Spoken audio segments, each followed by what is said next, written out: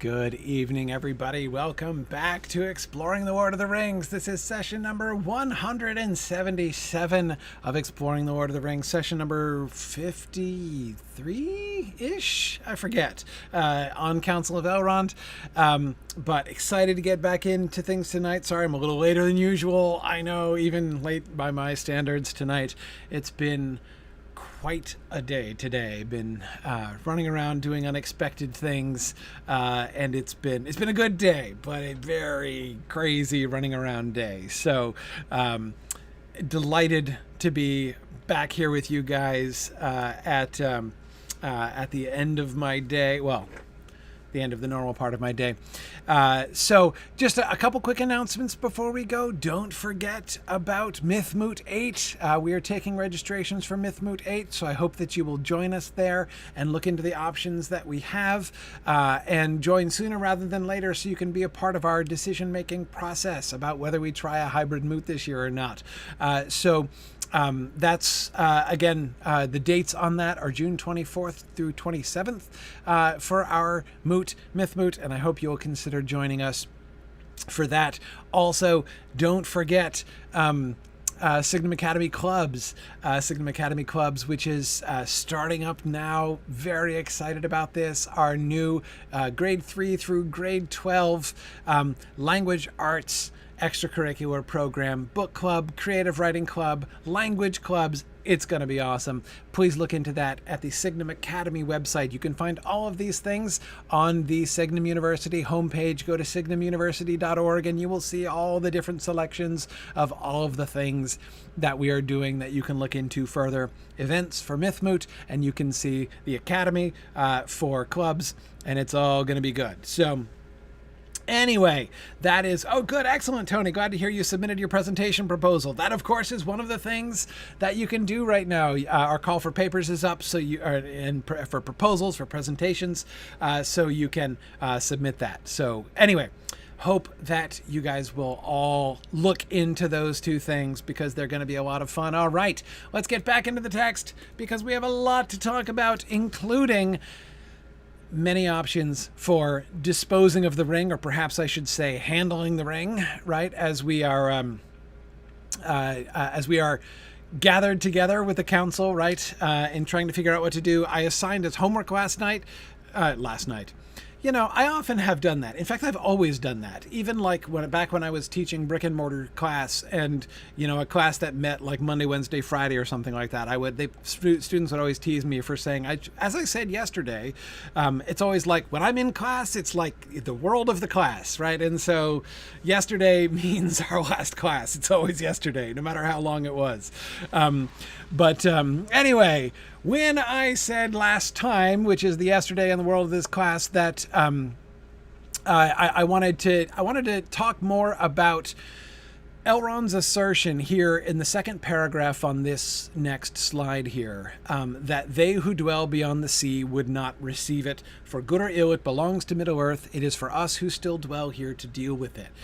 Why? What's up with that? Why does he say that? On what authority does he say that? And if it's true, which I assume it is, I don't see any reason to believe that Elrond is just, blowing smoke here.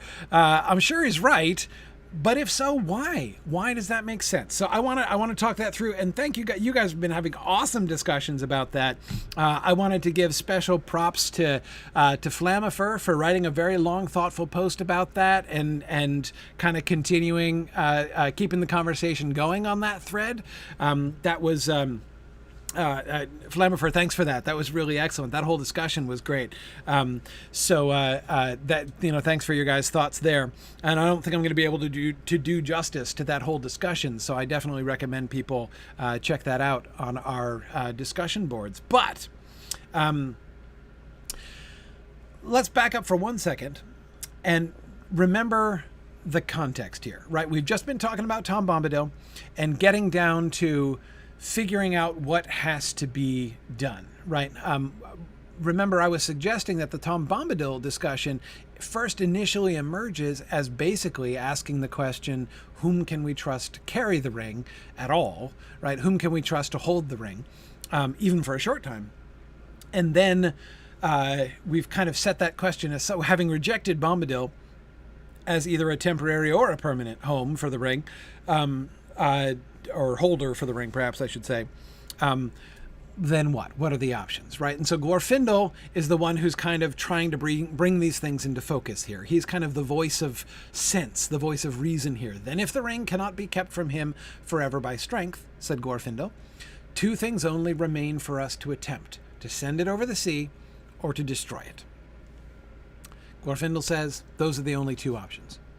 But Gandalf has revealed to us that we cannot destroy it by any craft that we here possess, said Elrond. Now, first of all, a note on this, and I think, Flammifer, I think you were talking about this, and I agree with your assessment. Of course, first, to point out that Gandalf didn't reveal that. That never came up previous to this in the council. But Flammifer's reading seems to me very sensible. And that was revealed to them indirect. Gandalf did say that, but he said that, you'll remember, to Frodo in Bag End.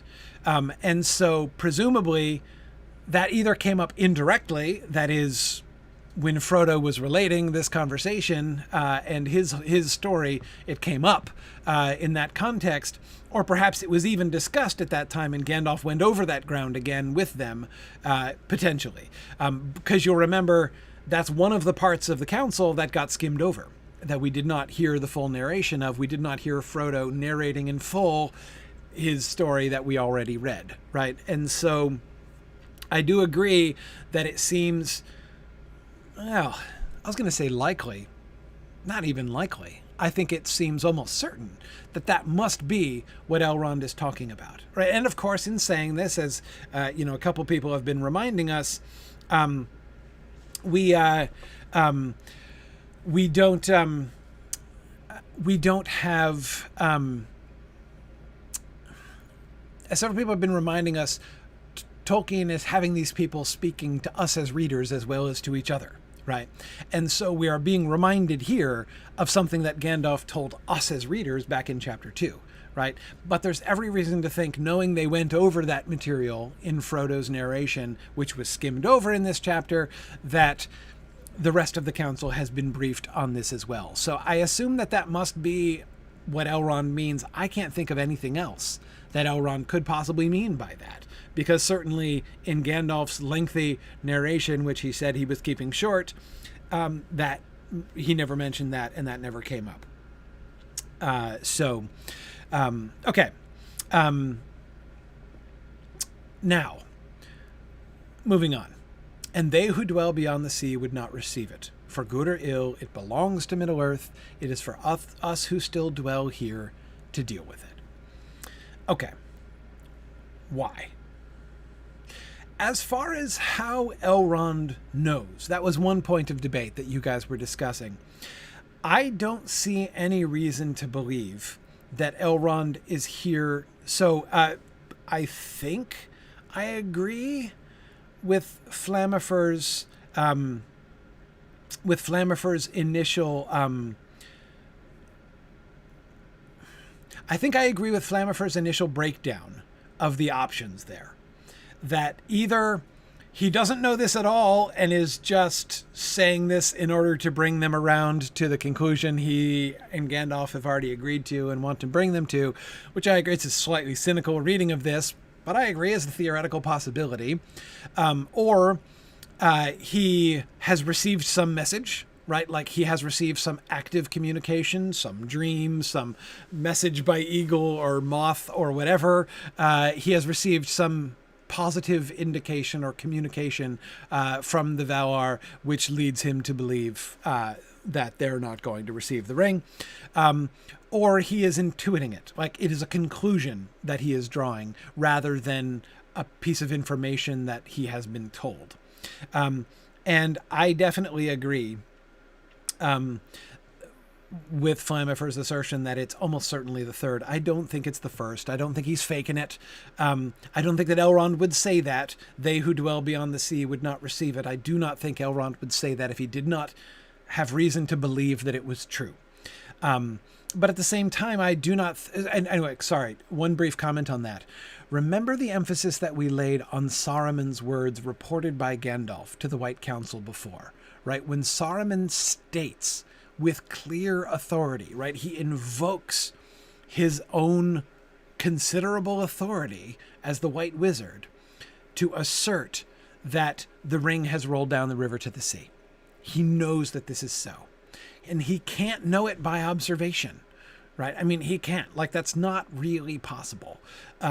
So he seems to be, he is there using that statement to manipulate the council on the basis of an assertion that, you know, sort of implies potentially inside knowledge of what Iluvatar or the Valar are doing, or at least a very strong and kind of convicting intuition that it must be so, and that he can state it with confidence. And he was doing that in order to lie to them, in order to mislead them, right? There's no way Elrond would be doing the same thing, right? If Elrond didn't know that were true and is just kind of, you know, making that up in order to manipulate the council into doing what he wants, he would be doing exactly what Saruman did. And there's no way Elrond is going to do that, right? I mean, that would be a big deal.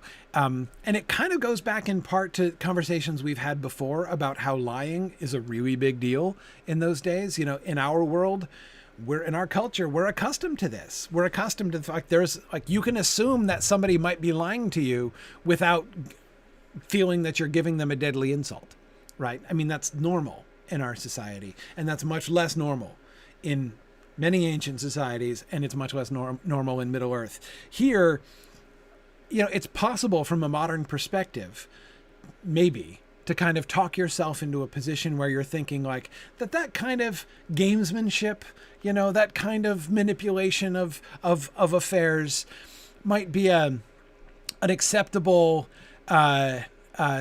tactic, you know, for trying to accomplish an appropriate and good end. That is not okay, because exactly, JJ, you would be arguing ultimately that the ends justify the means, right? And we've seen that's a problem, right? Tolkien has said very clearly, Saruman in Gandalf's story makes it very clear that is, it's not just a slippery slope. That's free fall, right? I mean, that's what falling looks like when you start doing that. That's not just the first step. That's the actual fall going on. Anyway, so I strongly, heartily reject the idea that Elrond is just blowing smoke to manipulate the council.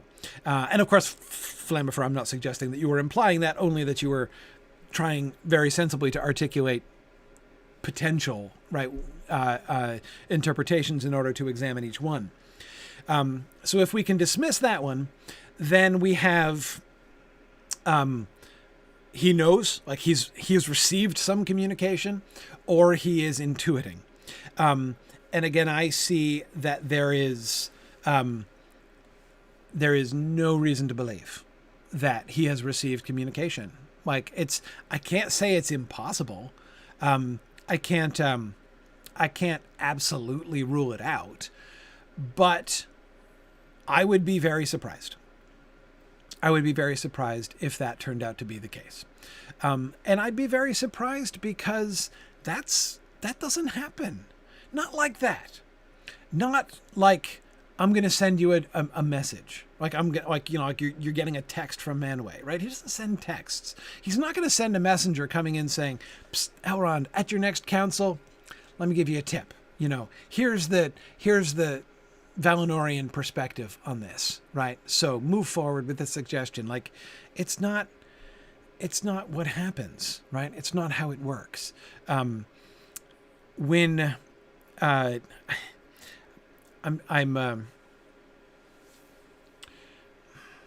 That doesn't mean that there have been no actions, that there is no, but like interpretation is going to be needed, right?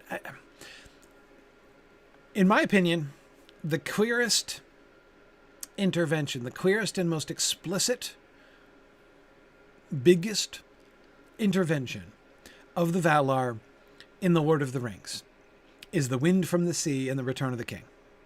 I am 100% convinced that that wind from the sea is an intervention of the Valar. But, and it's perfectly legitimate to interpret that, to say, okay, what are we figuring out here, right?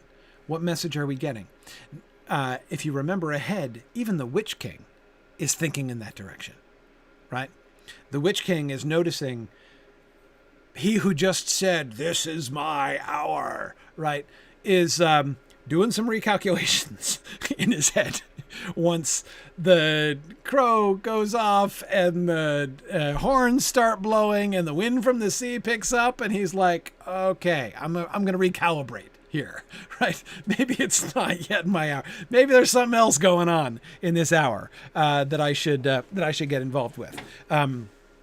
But anyway, yeah, it's interpretation of those kinds of signals is always involved, just about always involved. Yeah, exactly, D-Man. I think the problem was it was a daylight savings issue, right? He got the hour wrong. He thought it was his hour, but actually it had been his hour the hour before and he missed it. Like, the irony. It's so sad. Anyway, yeah. So now I agree with you. Several of you guys are mentioning there are messages from the Valar, right? Like there's Gandalf right there, right? Yes, the sending of the Astari is a pretty clear message from the Valar, right? Even Glorfindel, some of you were talking about Glorfindel as well. Like, mightn't you want to consult Glorfindel on this? Well, first of all, I bet Elrond has consulted Glorfindel on this already. But anyway, yeah, no, absolutely. Yeah. No, he's part of that picture too. And somebody it was a while back, so I forget who said this, but one of you guys said a while back, even the information that they've received here today, like Elrond's got to know, right? There is somebody in this room who has received an actual message from Valinor, right? Every reason to think you've received a direct message from Valinor. Who's received a direct message from Valinor? Boromir received a direct message from Valinor, right? I mean, there has been a dream in which a message was conveyed, right? And yeah, exactly. Boromir received a message. So Elrond is going to be taking that in too. So like this seems to be, the way Elrond works in general. I'm going to come back to this because I think we're going to see another example of exactly this kind of thing, right? Later on in the council, towards the very end of the council chapter. But Flammifer, to use the word that you were talking about, the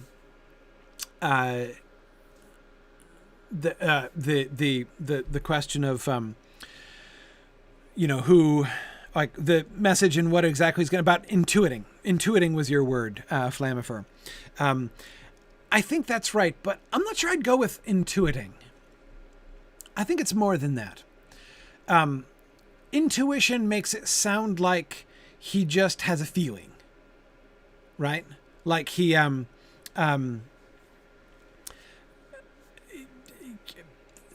he's just like, something tells me that this is what we should do. Like, that's kind of what to say that he intuits it sounds like. But I think it's more than that. Insight Freebird, that might be a better way to think about it. I think it's mostly about interpretation. I think it's mostly about... Now, I feel embarrassed saying this because, of course, you will see there's all kind of reason to think that I'm saying this for reasons of personal bias. But it seems to me what Elrond is doing is making observations, interpreting those observations, and drawing big picture conclusions based on those observations and interpretations. In other words, kind of exactly like I argue we should read literature, which is why I feel embarrassed saying it, because it sounds like I'm like, Elrond is just like me, right? Which is an embarrassing thing to say and means I'm probably wrong. But nevertheless, it seems to me like this is sort of how he's doing these things, right? He sees and he hears and he perceives all of these things, and he looks at the big picture, right? He perceives the big picture sort of inductively, right? Drawing conclusions from all of these things. And you're right, Ray. Much more sensible to say that I'm just like Elrond, which also kind of seems a little bit awkward, right? You know. But anyway, yeah. So anyhow, I do. It does seem like that's more or less his process, and that's kind of how it works. Even when you look at Gandalf and Gandalf's own, there was a lot of intuition involved in Gandalf's figuring out that Bilbo's ring was the ring of power, but it's also a lot of, I'm going to sit back and watch. This is one of the reasons why the good guys are always sitting back and observing. Not because they're lazy, right? Not because they're unmotivated, and it's not because they're like, they can't think of any proactive things to do. It's because their whole attitude towards the world is different. Like bad guys don't do that. Bad guys don't sit back and observe and then figure out what would be best to do. Bad guys first establish their own vision for what they want to achieve, and then they figure out the most efficient means to bring about the end that they want. That's what we saw Saruman doing in his conversation with Gandalf, and that's what we can also see Sauron doing, right? They make a plan, or they set a goal, they make a plan, and they work straight towards it. The good guys, they're different, right? The good guys, and I agree, Tony, especially immortal good guys, or at least extremely long-lived good guys, do things differently. Right. And the way they do things is to sit back, because they're not making their own plans. They're not trying to remake the world in their image according to their vision. They're kind of waiting for their marching orders. They're seeing what would be best to do, what is supposed to happen, or to quote Galadriel, as she will say, what does she want to happen? What should be shall be, is what she says she wants. Right. And that's, I think, a pretty good summary of the good guy perspective in Tolkien's world. So first, step one is not make a plan. Step one is try to figure out what should be, right? Try to see if you can perceive the drift of things, right? How is providence unfolding, right? What are things leading towards? So yeah, that's what I think we see Elrond doing here. So when Elrond says, they who dwell beyond the sea would not receive it, does he have, was he sent a memo? No, I don't think he was. But is he speaking with conviction here? Yes, he's speaking with conviction based on thousands of years of observations of how things work and of how the Valar operate. Did he meet the Valar? Yeah, sure. I'm sure, he met some folks, right? I mean, he was there at the War of Wrath. He met some of the folks from Valinor, and Glorfindel has presumably met more.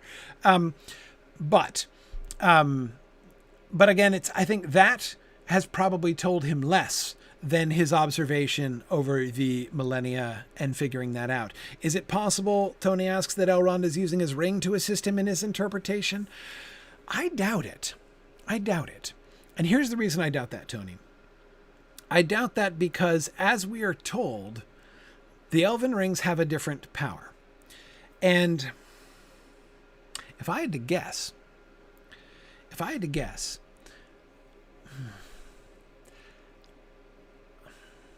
I think the elven rings of power, I think there's plenty of reason to believe the elven rings of power were a bad idea. Not just that they didn't pan out, but that they were a bad idea. They were a step down the wrong road. I think that Celebrimbor screwed up. I really don't think they were a good idea. Yes, they were untouched by Sauron. No, they're not themselves corrupted, and they don't corrupt the wielder. But I think, yeah, exactly, Ray. It's a family trait. I think Celebrimbor was showing his lineage in that choice, because the power of the elven rings is to preserve, is to keep everything unstained. In other words, it's you have a vision of how things should be, and you put forth your power to make it happen. Right? Now, the thing is benevolent. The thing is good. It's nice. Right? Everybody likes Lothlorien. Well, except for the people afraid of it. But everybody who's been there likes Lothlorien. Everybody likes Rivendell. Right? There's nothing wrong with that. The vision is a good vision. It's a happy vision. It's a benevolent vision. But... okay, Boromir doesn't, but he's never been there, JJ, when he says that. When Celebrimbor, the whole action of saying, I want to make the world around me like this, and I'm going to find a mechanism by which I can put forth my power more efficaciously to bring that about. That's bad. That's a bad sign. That is not a good step. That sounds to me like step one, or maybe more than step one, down the road, down Sauron's road, right? And of course, the fact that going down that road made him vulnerable to Sauron's infiltration, right? That Sauron was able to manipulate him suggests to me that I am correct to conclude that. So yeah, Morrowind, yeah, it is in a sense moving against the tide of the music. Now, I didn't bring up the music of the Ainur, Morrowind, but that's exactly what I was thinking about when I was talking about observing, seeing what should be, right? It's like if you live long enough, like Elrond, and you can observe enough things, both in history and as history is unfolding in the world around you, it's almost like you can kind of attune your ear to the music of the Ainur. You can see how things are supposed to go, right? You can pick up these motifs, right, that come up in the music of the Ainur. And you can get a sense of, here's how things work. And if you've been at it for as long as Elrond has, you can do so with a certain amount of authority. Now, Shaft asks on Twitter, is it foresight or forehearing? See, I don't think it's the same phenomenon as foresight. I really don't.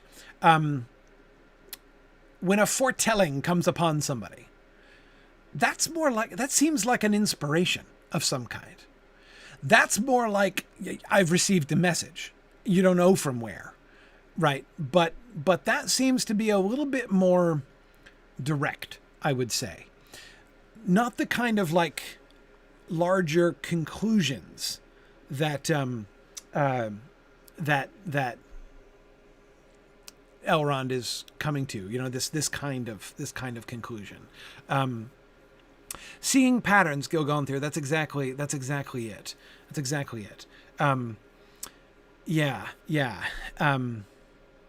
Exactly, Matt. The fact that what the Elvish Rings was trying to accomplish, like, again, I think problem number one is that they're trying to accomplish something like that, right? That's already, no matter how nice it is, it's a red flag, right? But Matt, I agree with you. Exactly what they're trying to accomplish, which is fundamentally stasis. Let's maintain the world unchanged. Well, that ain't the plan. It's pretty clear, right? It's pretty clear that if your goal is to stop time and the process of change in the world, that you are swimming against the current. And it's a pretty strong and pretty obvious current, okay? So, can you convince yourself that that's what should be?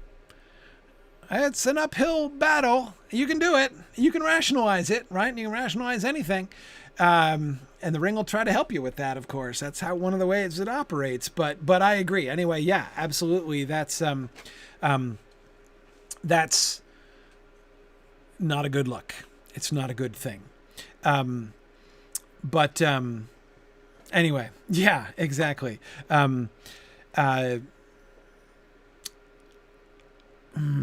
D-Schwab, we'll talk about gardening later. Much later, but we'll talk about it later. Johannes, I wonder that. That's a really wonderful point, and I've never articulated that, but I'm so glad you said that. Johannes says, you get the feeling that the elves are not too proud of the rings since they refuse to speak of them.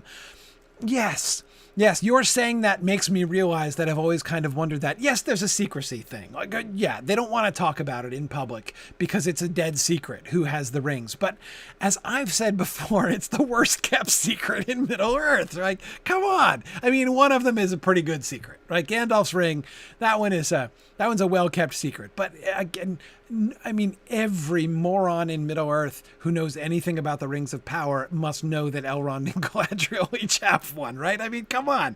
So it's not... I've always been resistant to the idea that people are like, no one must never know, so don't tell the deep, dark secret that Elrond and Galadriel have elvish rings.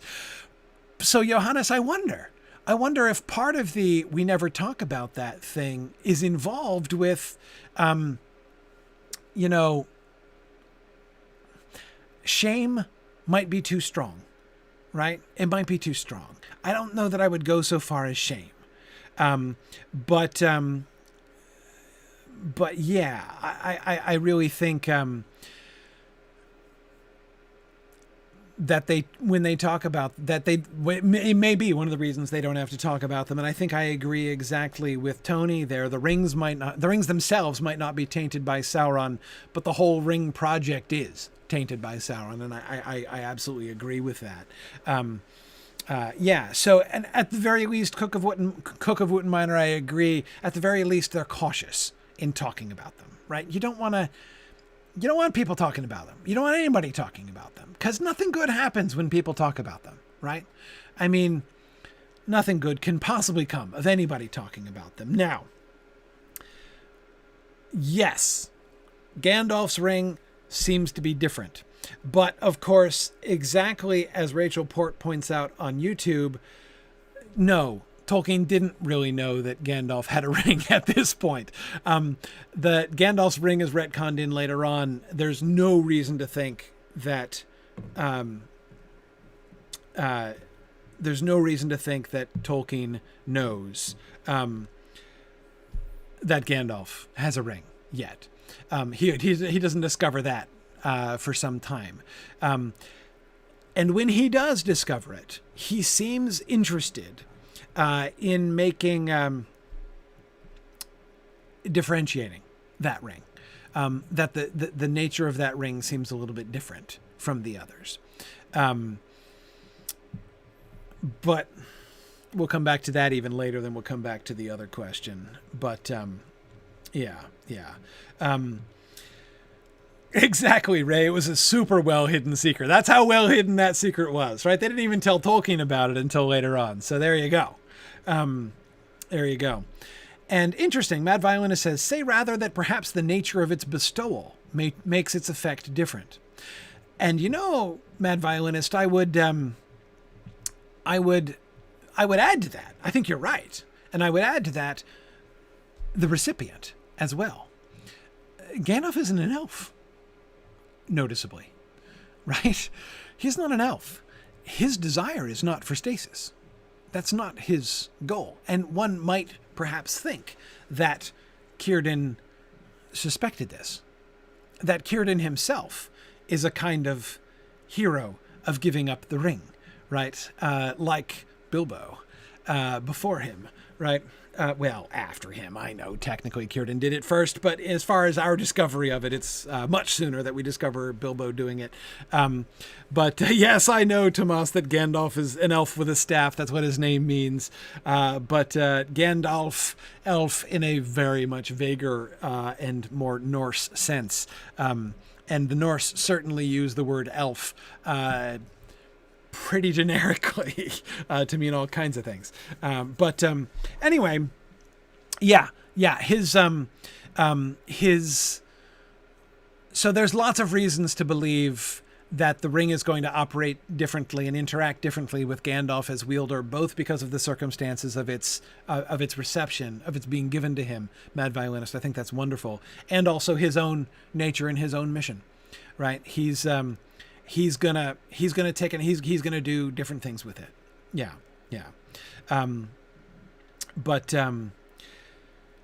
Anyway, okay. All right, where does this bring us? Oh, yeah, back to Elrond. Okay. So if we're in agreement about the kind of intuition / conclusion / perception or, overall kind of like attunement to the music and to how the Valar operate in Middle-earth, if that's the basis of Elrond's statement, which is what I certainly think is true, we still have to deal with the substance of his statement. Accepting that he knows what he knows and that that's how he knows it, or at least has concluded it, perhaps let's more conservatively say, there's still then the question of why is this true? Why will they who dwell beyond the sea not receive it? Now, again, you guys had some excellent discussion about that on the discussion boards, which I really liked. JJ, I wanted to mention your comment in particular because I really liked that. And actually, JJ, maybe you could re-articulate it a little bit so that I make sure I don't mess it up.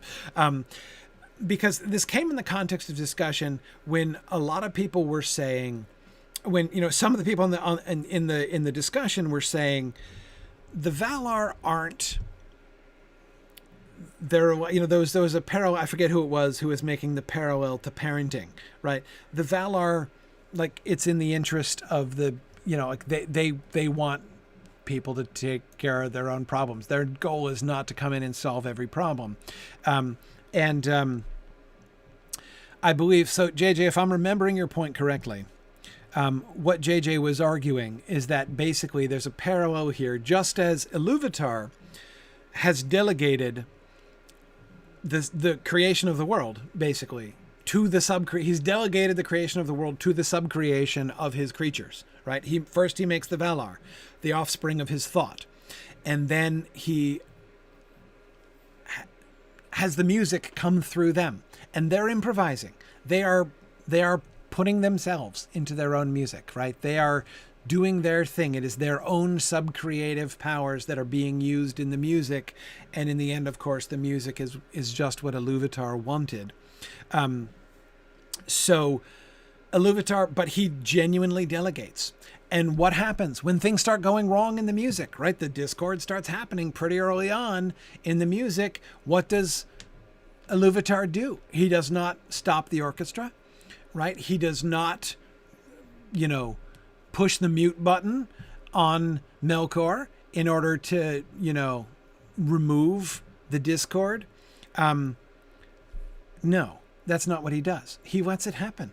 He lets them, even letting some of the other of the Ainur follow along with him and the War of Sound. He does counter it, right, with the new themes. But he doesn't, until the very end of the music, raise his hands and stop the music with that one final chord, right?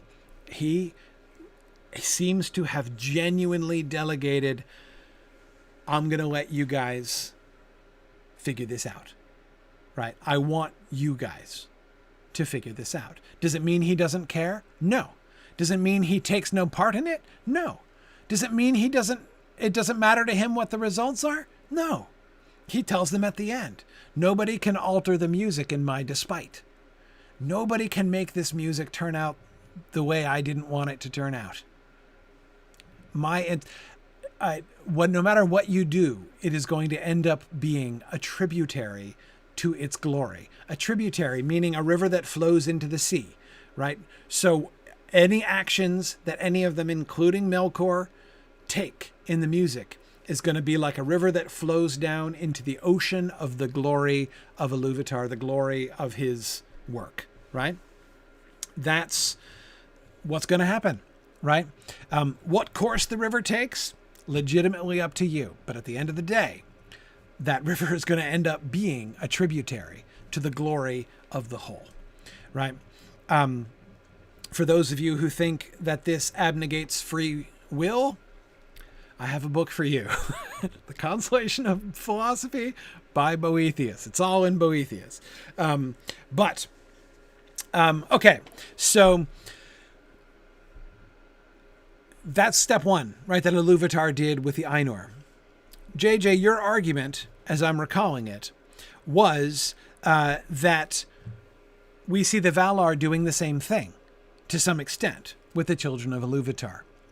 That's what Elrond is perceiving, especially when the Valar have removed themselves, not only separated themselves by the ocean, right? Valinor was already removed and a sizable obstacle placed between Valinor and Middle-earth at the time of the hiding of Valinor, right? Way back in the First Age.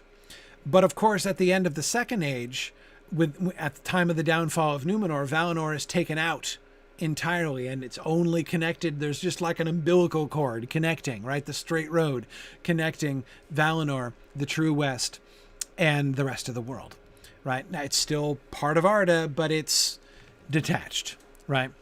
From this point, it seems that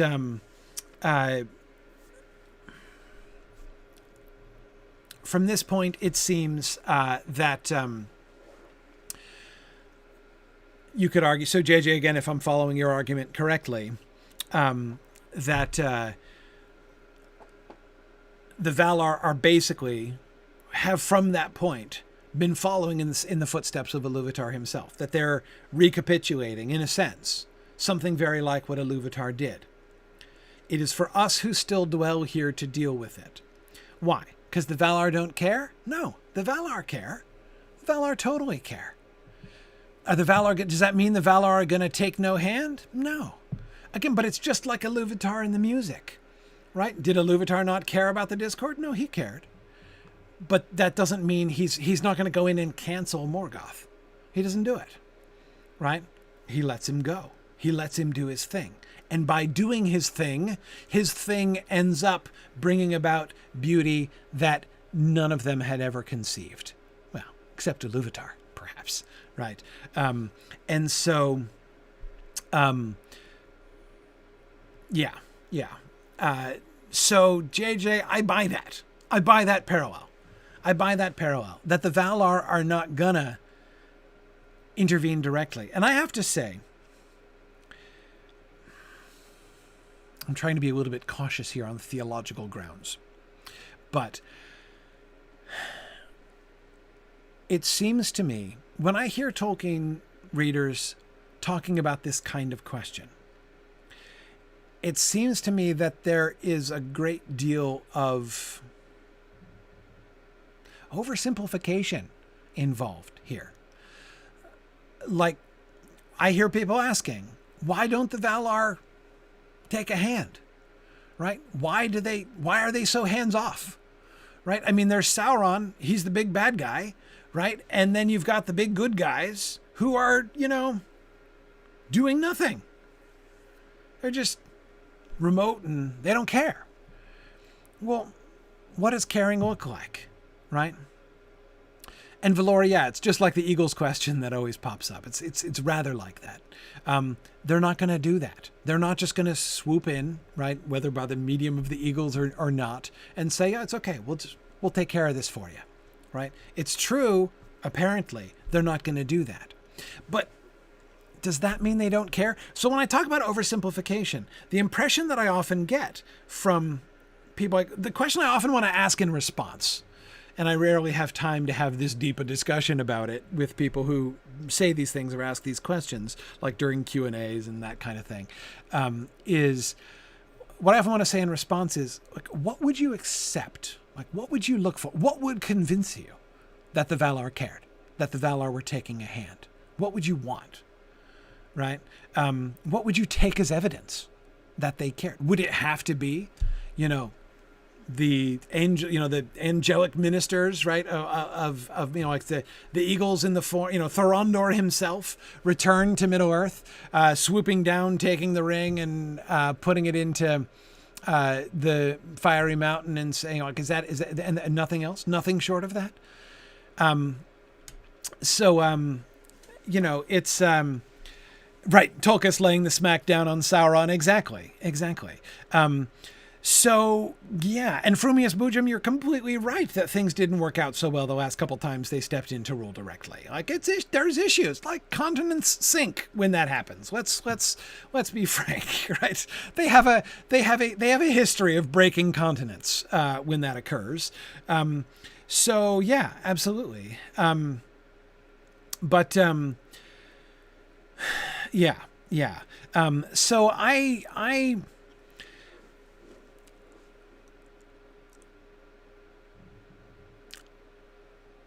I think there's a great deal of middle ground between that kind of direct, obvious, palpable, Valar in gigantic figures bestriding the land and, hauling Sauron off by his shirt collar, there's a very wide scope between that on the one hand and the Valar doing nothing on the other hand. There's a huge area of operations there.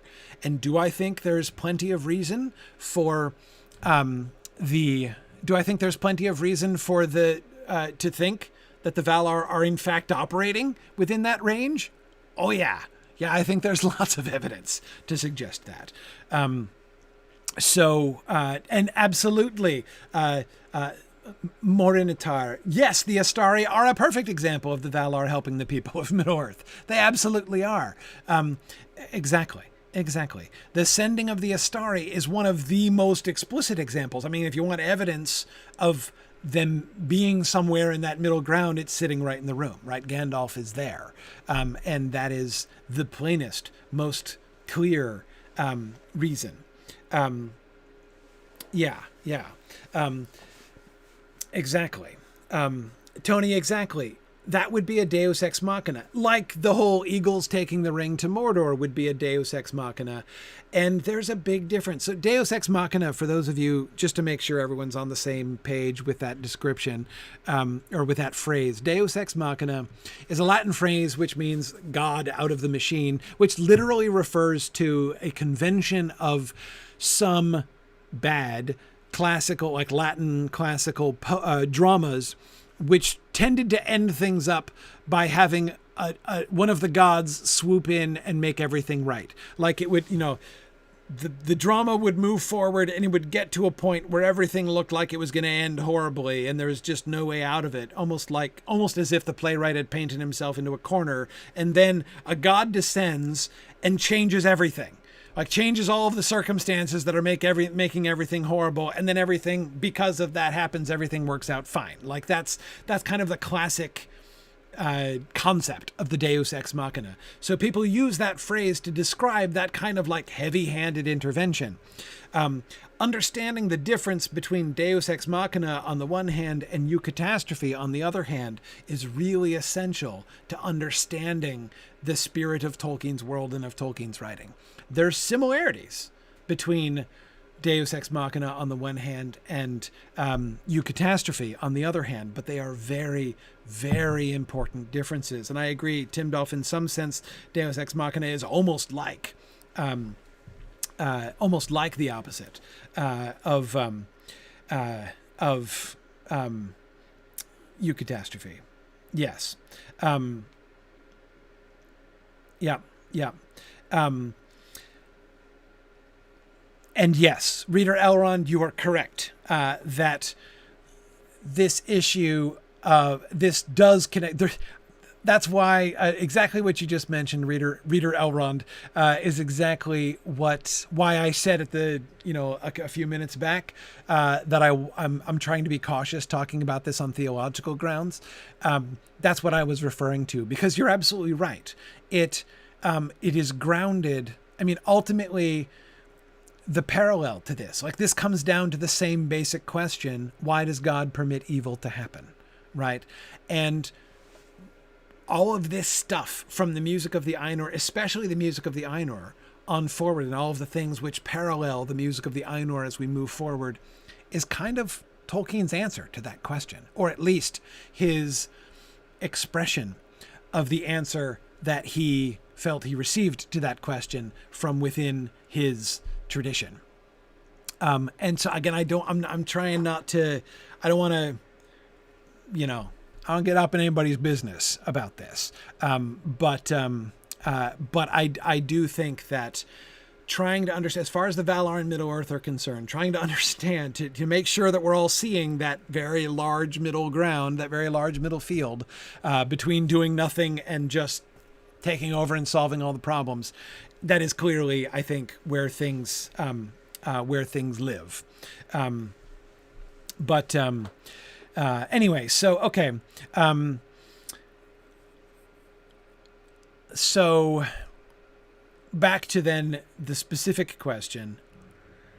It helps us perhaps to understand his statement, "It is for us who still dwell here to deal with it." Why would the Valar think that? For good or ill, it belongs to Middle-earth. This is a Middle-earth issue, and they're not going to take it over. So basically, one way to paraphrase Elrond's response to Glorfindel's suggestion that they send it over the sea is that one way to paraphrase his suggestion is that would be us attempting to force a Deus Ex Machina, basically. That would be a Deus Ex Machina, except initiated by us, right? For us to go over with the ring and say, here, we brought this to you guys. Can you guys take care of this? This is really, this is above our pay grade, so we thought we'd hand this in to you. Can you take care of this problem? We've got a serious Sauron problem. Now, again, there are some people who say, but hang on, isn't Sauron a Valinor problem? I mean, he's one of the Maiar, right? I mean, he's one of their order who's gone bad and is over there tormenting the world. Why are they sitting on their hands over in Valinor while the bad guy, who is one of their order, is over there in Middle-earth causing problems? If shouldn't he be their problem, right? I mean, I understand why they don't come in and intervene every time, like Bill Ferny is mean to somebody, right? But like, surely Sauron, he's their problem. Isn't he their problem? No, he's not their problem. He's a Middle-earth problem. And they can handle him. And they do handle him, right? What's going to happen? They are going to deal with their problem. How are they going to deal with their problem? By the means to deal with the problem that have, by serendipity, fallen in their laps.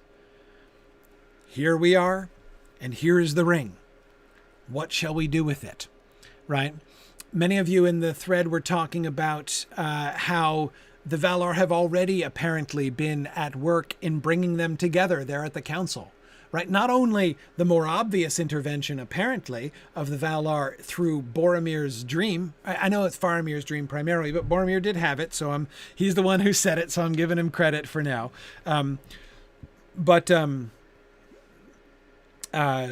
Anyway,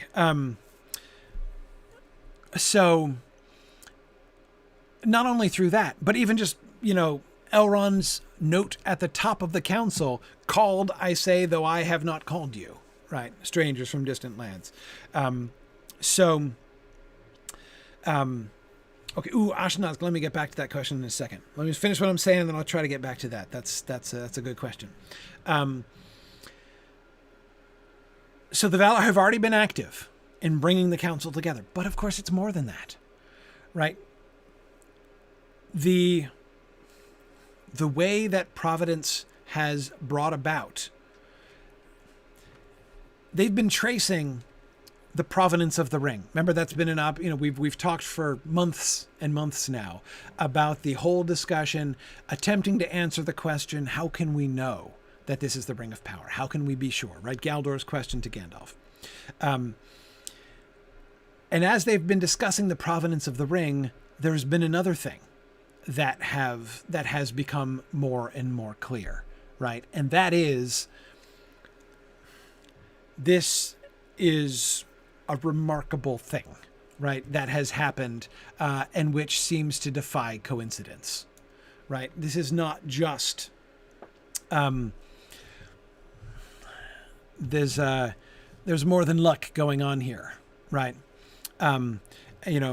We are fine fellows, and people might be very fond of us, but we're only, little people in a large world after all, right? This adventure has not just been arranged for our personal benefit. And of course, I'm quoting Gandalf from the end of The Hobbit to Bilbo there. It's not just luck, right?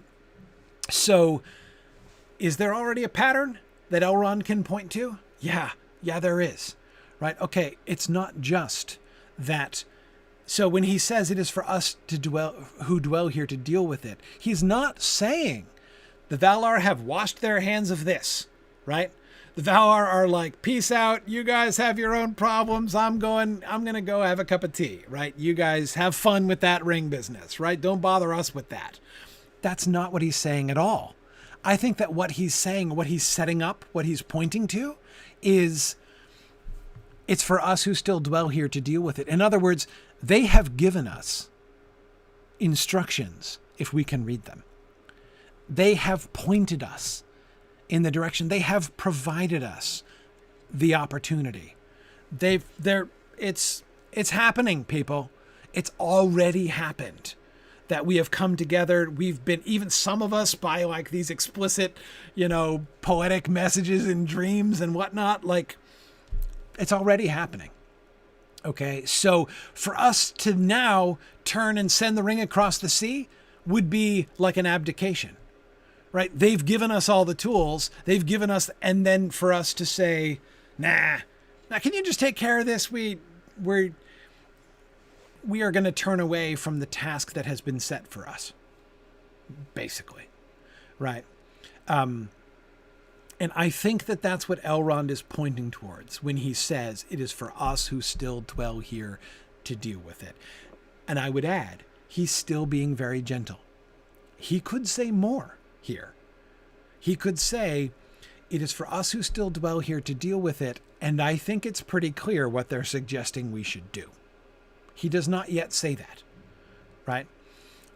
Now, again, he's implying it. He's pointing to it. Glorfindel has just said either send it over the sea or destroy it. And he said, not send it over the sea. We should do something else, right?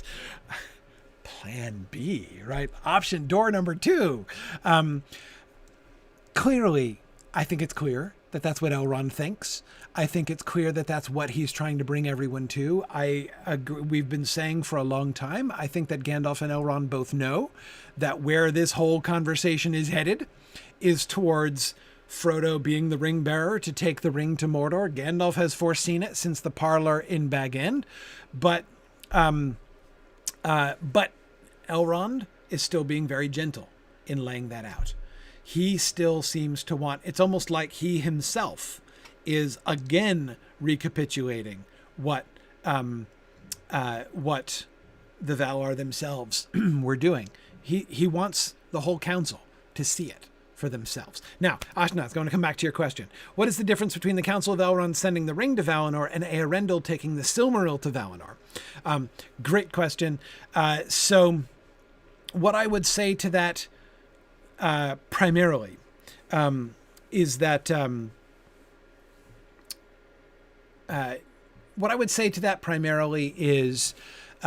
that it's a different situation because the Silmaril isn't the problem, right? I mean, it's not that it's not creating problems or that problems aren't being created around the Silmaril, but it's not the problem.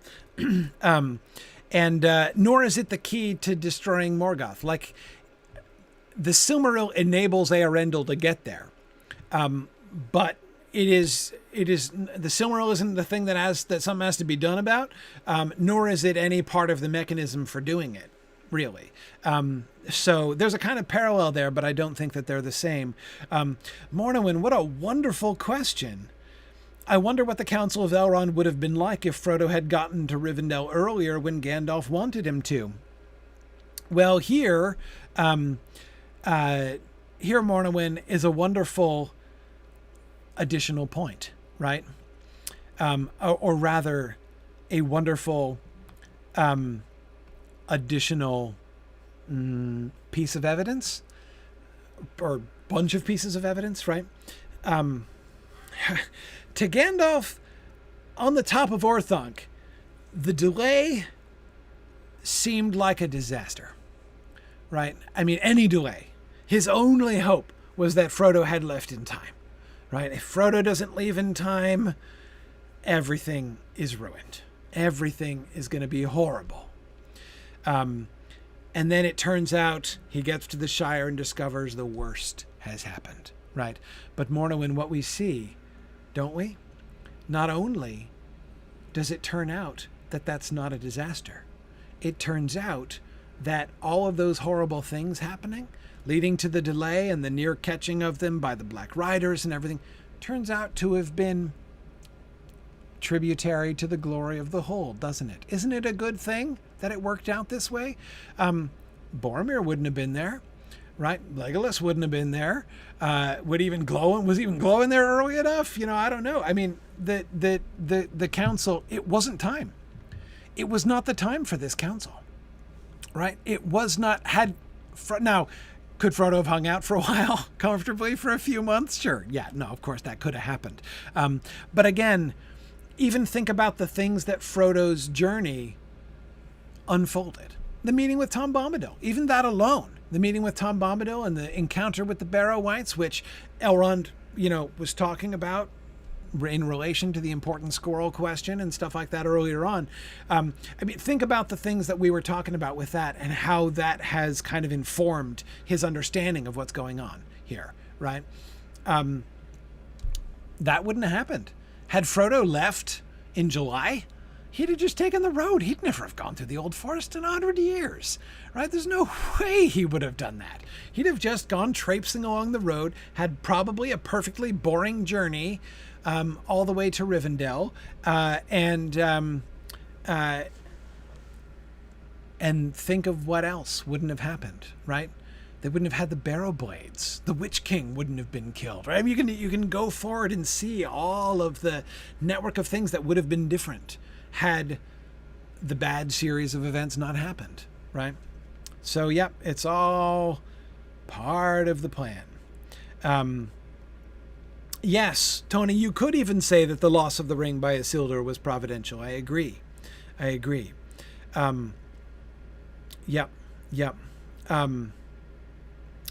Good. Okay, sorry. I know I'm skipped. There's so many comments that people are making, and I wish I could comment on all of them. You guys have been awesome here, but I'm trying to skim briefly through. Yeah. See, Tarloniel says, poor Glorfindel coming up with plan A, B, and C and getting them all shot down. Tarloniel, I'm not sure that Glorfindel isn't being Elrond's straight man here. I'm really not. I don't think that's, I said I do not think that Elrond would attempt to deceive or to manipulate the council. Do I think that Elrond would not, or that Glorfindel, would not step in and even knowingly set up the conclusion? Yeah, and I would not be surprised by that. What all Glorfindel is doing is articulating different possibilities, right? Different suggestions. Now, I do think that Glorfindel's next suggestion, which I have aspirations to get to in just a moment, that does seem to me a genuine suggestion by Glorfindel, and so therefore I don't think he is just setting Elrond up for the conclusions that he knows Elrond is trying to get to. But yeah, all Glorfindel is doing is articulating, here are the options, right? Let's think our way through each one of these. So I don't think he's getting shot down exactly, but yeah, okay. And good, JJ, yes, if Gandalf had spirited away Frodo, would the other hobbits have tagged along? Yeah, what if Merry and Pippin hadn't ended up coming? Yes, exactly. I agree, Rowan. So Rowan says it worked out well, except for that stabbing thing. Well, but Frodo did have a stabbing problem on the way, but even that, will that be good to have been? I think it will be good to have been. Absolutely. Yeah. Yeah. Okay. Good. They wouldn't have gotten Bill the Pony, JJ. See, look at that. I mean, oh my goodness. But yeah, Green Great Dragon says, I remember Merry and Pippin from over a year ago. So true. Yeah, no, they were, it's been a while since we've seen Merry and Pippin. True enough. Yeah, good. Okay. Yeah. Let's see. Hey, I know. Let's go on to Glorfindel's suggestion. Then, said Glorfindel, let us cast it into the deeps, and so make the lies of Saruman come true. For it is clear now that even at the council his feet were already on a crooked path. He knew that the ring was not lost forever, but wished us to think so, for he began to lust for it for himself. Yet often lies, truth is hidden. In the sea it would be safe. Okay. Yeah. All right. So Glorfindel comes up with Plan C here, right? And I still kind of wonder to what extent he's playing the straight man here. He's raising legitimate options, legitimate possibilities. But it is Plan C. Exactly. Drow snake. Yes, absolutely. Yes. Or is he basically trying to move the discussion along by saying, let us consider systematically the best possible arguments that can be made in support of each non-destroy the ring argument, and then that will bring us around to this. So, okay.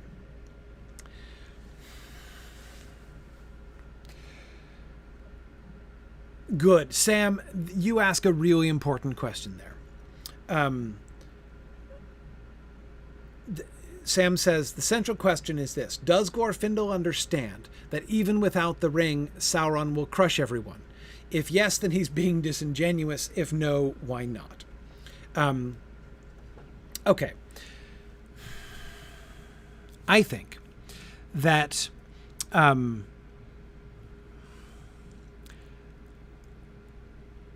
that's not completely sure. Remember, they were just discussing.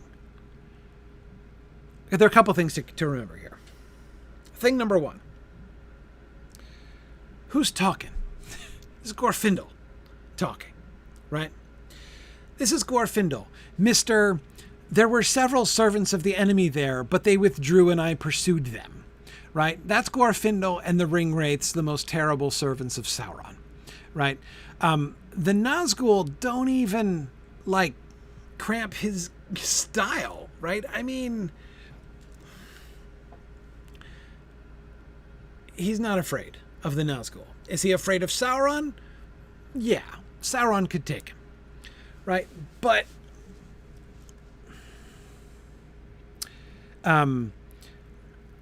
right. Plus, maybe he killed a Balrog, Nathan. Exactly. Right. Yeah. Or I've been dead once, they don't scare me. Exactly. Yes. So, Glorfindel is going to be a little bit less intimidated than many people in the room by Sauron. Not to mention the fact that, remember, it's not crazy to think that Sauron can be defeated. It's not. I don't think it's a foregone conclusion that if Sauron doesn't have the ring, he definitely wins. I don't think it's foregone. Especially since, remember, we don't know that... we talked about this when we talked about just a couple weeks ago. They don't yet really know the military capabilities of Sauron, right? And that, I think, is important. Exactly, Nathan. He'd been defeated with his ring. Absolutely. Sauron wearing the ring was defeated by Gil-galad and Elendil and Isildur. They beat him.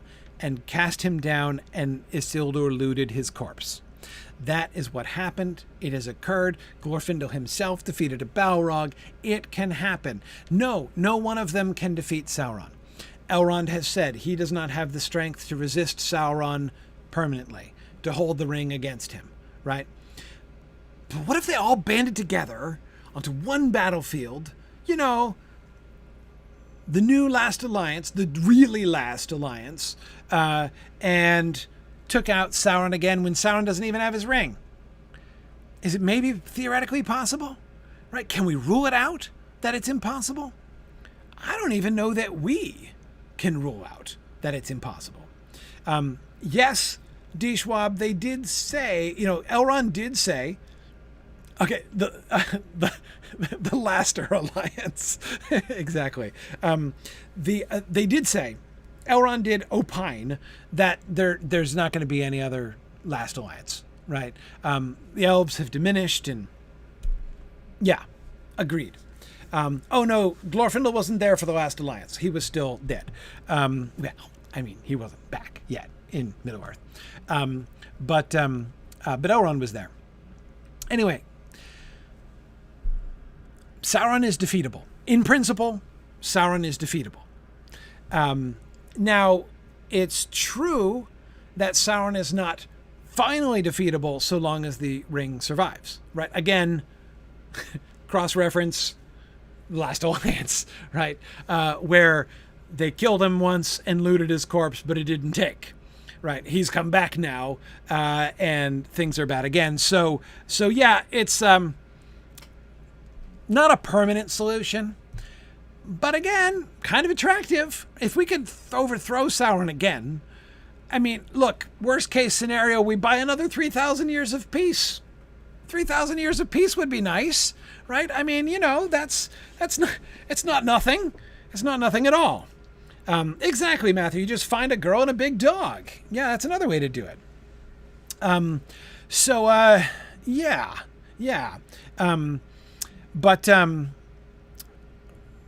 But yeah, exactly. And Fourth Dauntless, I agree. If you can defeat Sauron militarily, then you could much more easily destroy the ring. That's also true. Anyway, so that's one thing that I would point out. One thing that I would point out is that I don't think it's an absolute given that Sauron is undefeatable by all the forces of the good guy. Now, there's some pessimism on this point. There are many of the wise, including Elrond, who do not seem keen to try it. And as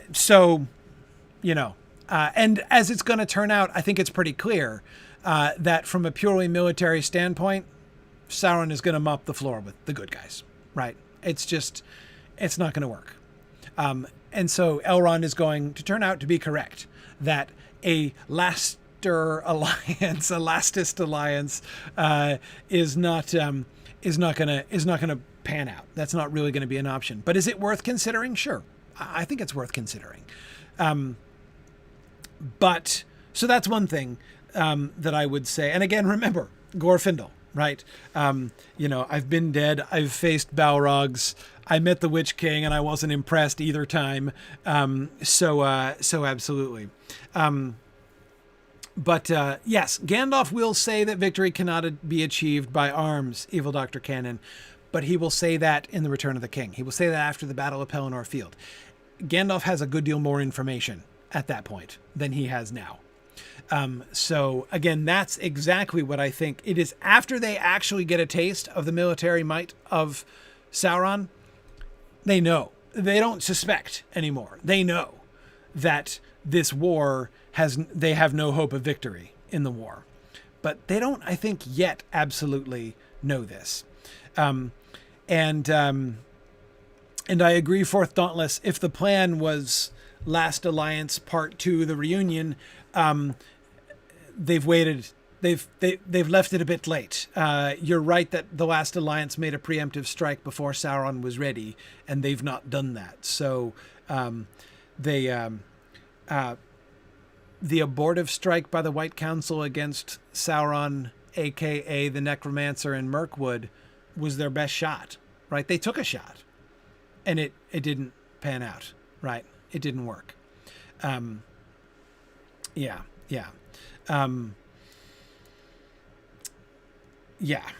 And Kurtzimus, that's a perfectly fair point, that even if they did win the war, history shows that it wouldn't necessarily help destroy the ring. Yeah, it would clear the path to Mount Doom for sure, but would they throw it in? And if so, who? Yeah, absolutely. So, okay. All right. Now, I agree, Gilbert, that to Glorfindel, 3,000 years isn't that big of a deal. Agreed. But still, it's a respite. It would be a perceptible respite, and would change the dynamics of Middle-earth for sure, right? If, they could maybe make some more progress on some other projects, right? If Sauron were out of the way for several thousand more years. Anyway, okay. So as far as Glorfindel's question, do I think that they know for a fact that they can't defeat Sauron even as so long as the ring is in existence, whether he has it or not? No, I do not think they know that for sure. At least not yet. Yeah, exactly. It's kicking it down the road, but it's kicking it way down there, even by Elvish standpoint. From an Elvish standpoint, it's kicking it way down the road, and who knows what could happen in the meantime, right? So I don't think in that way, I don't think that it's a disingenuous, suggestion on that level. It would, throwing the ring in the ocean, presumably, would at least make it pretty sure that Sauron's not getting it back, right? In the sea, it would be safe, says Glorfindel. And they've got some reason to think that. I mean, Magor chucks the Silmaril into the sea and nobody ever saw it again. So, it's, he's probably right.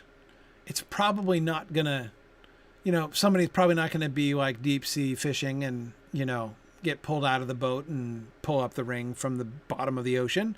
It wasn't safe in a river, but, I agree, Gilgonther, but, it's totally different situation. So, yeah.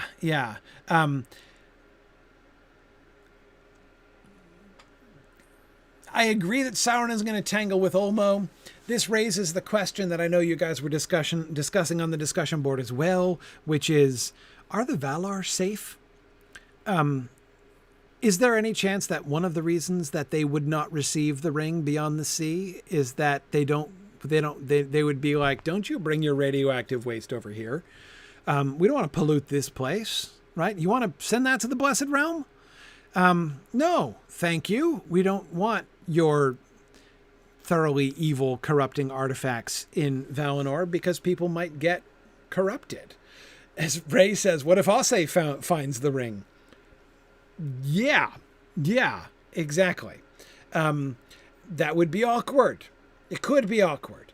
Are they corruptible? See, I don't know. I don't think that. All right. Facts. Fact number 1. The Valar are manifestly corruptible. The Maiar are manifestly corruptible. No question. Right? And this is not just because Melkor fell and Sauron fell and Saruman fell.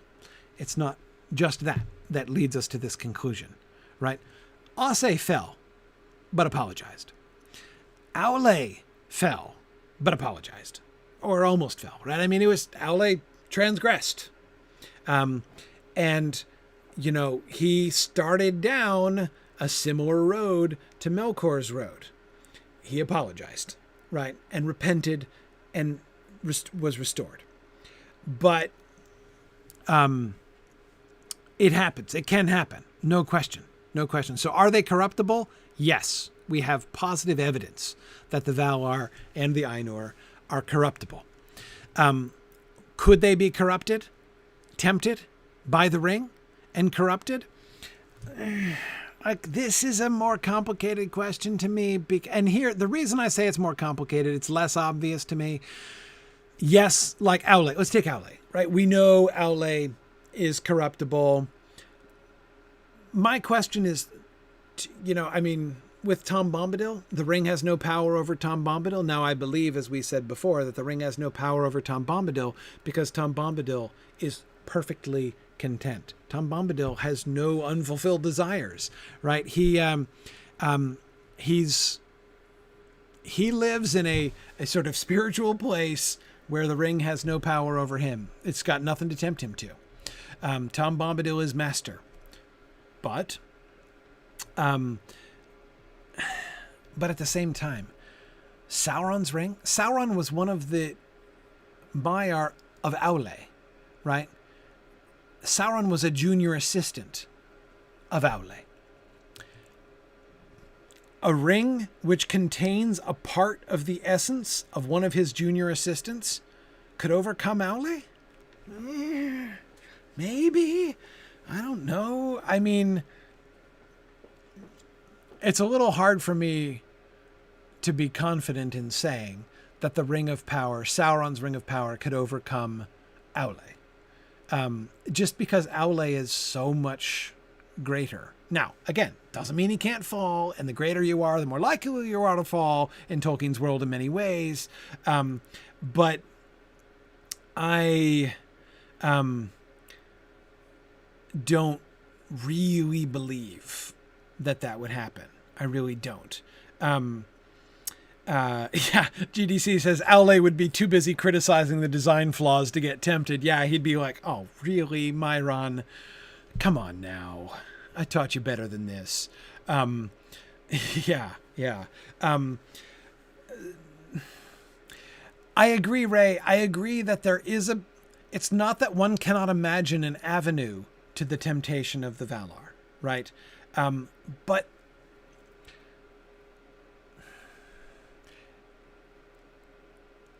mortals are tempted, even big mortals, right? Like Galadriel or Gandalf are tempted by the ring because it would grant them an increase in power, right?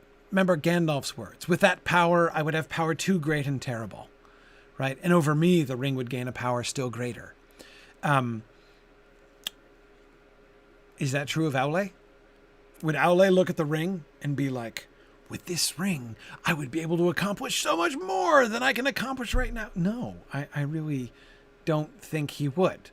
I think he would be like, oh, that's cute, disgusting, but cute, right? I don't think he would be tempted because I don't think the ring would gain, it would not be a net increase, right?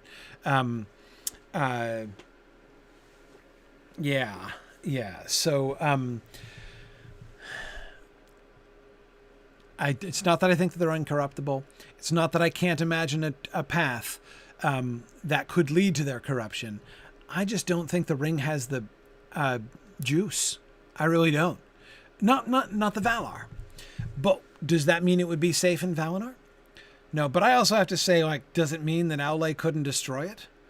I kind of suspect that Aule has the wherewithal to destroy it. So again, I don't think that the objection to sending it beyond the sea is that they couldn't do anything with it. Or that they'd be afraid it was gonna... I can easily imagine Aule being like, all right, give me that. Give me that. I'm gonna take it and melt it. Do we really think that the personal forge of Aule is not as hot as the heart of Mount Doom, right? The forges of Sauron's ancient might. What is Sauron's ancient might compared to Aule's ancient and current might, right? So again, I don't think, right? Exactly. Gilgoth says Aule could destroy it, and the Valar collectively could destroy the entire continent it was on. New volcano required. Give them 5 minutes. Yeah, exactly. So no, I'm kind of backtracking a little bit here because I wanted to address that. I know you guys were discussing that question about would the Valar be corrupted? Are the Valar corrupt? So I don't think that Valinor is in any danger from the ring. Does it mean no one in Valinor would be? Oh, absolutely. Could the elves over there be corrupted? Sure. Could some of the Maiar be corrupted? Sure. Do I think the Valar themselves are in much danger? No, because Sauron is a blip on their radar. You know, Sauron is a piece of dog doo-doo on the bottom of their shoe. You know, it's annoying. It smells bad, but no, I think they could deal with it. So I think the reason they don't want it is not that. I don't think that that's why. I don't think that they're afraid of it, and that's why they wouldn't receive it. Yeah. Anyway, we will come to the response. We're going to have to stop after this passage, but, so we'll come to the response to Glorfindel's, deep sea diving. You just chuck it in and then let it sink, and hope that nobody does do any deep sea diving thereafter. And the last thing I wanted to say is I wanted to connect it back to Saruman. I love the way that he does this, right? Notice that what Glorfindel is doing, and it's, by the way, it's his reference to Saruman that convinces me that Glorfindel really means this as a suggestion. I don't think that he's just, setting the ball up so that Elrond can spike it. I think that he intends this as an honest suggestion to think their way through, honestly, through this possibility of throwing the ring into the sea. And it's his bringing up of Saruman. What I like about that, what interests me there, is that here he seems to be almost doing something very like what Elrond himself does, right? Saruman, it's clear that Saruman was lying. And when Saruman said that to the council about the ring definitely rolling down the river to the sea, it's clear that his feet were already on a crooked path, right? He was obviously lying to us the whole time. He was playing us probably before that, but certainly by then. He knew that the ring was not lost forever, but wished us to think so, for he began to lust for it himself. So he's diagnosing here. Yet often lies truth is hidden, right? Perhaps the very lies of Saruman, they also are meant to be tributary to the glory of the real story, right? Saruman, was a liar, but often lies truth is hidden. Perhaps that lie which he meant to deceive us, which he meant for evil, in fact, is a suggestion for, has in fact provided to us the means by which we should respond to this. So you can see him kind of doing the same sort of thing as Elrond. Like, is this the pointer? Right? We're looking at evidence. We're looking at like what should be, right? What's meant to happen here. Remember, that's another word that Gandalf uses. You were meant to have it, he says to Frodo.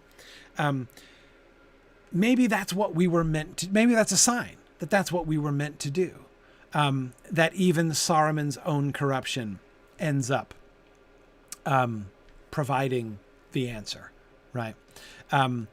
And I like that reading. I mean, by Glorfindel, I like Glorfindel's reading. Like, I like the cut of his jib, right? I mean, that works for me.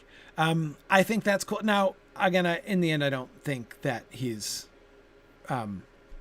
I don't think that he's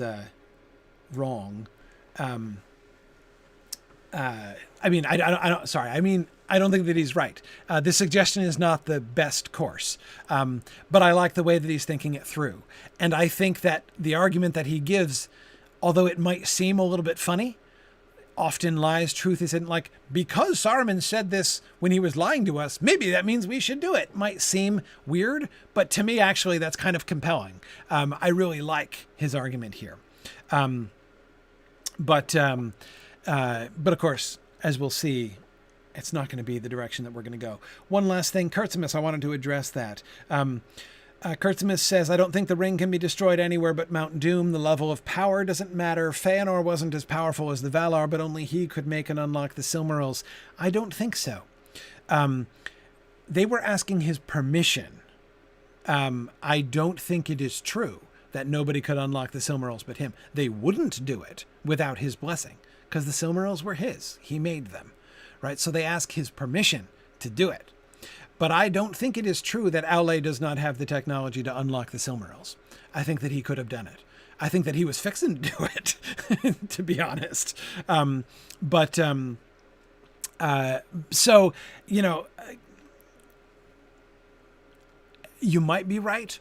That there might be something like particularly special about Mount Doom in that way, that it's not just that Mount Doom is the only fire that is sufficiently, like, it's obviously not about the actual temperature, you know, measured in Kelvin or whatever, like and that any fire sufficiently hot would be able to destroy the ring.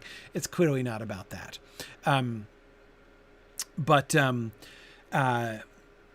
Anyway, so I think that there's certainly more to Mount Doom than that. I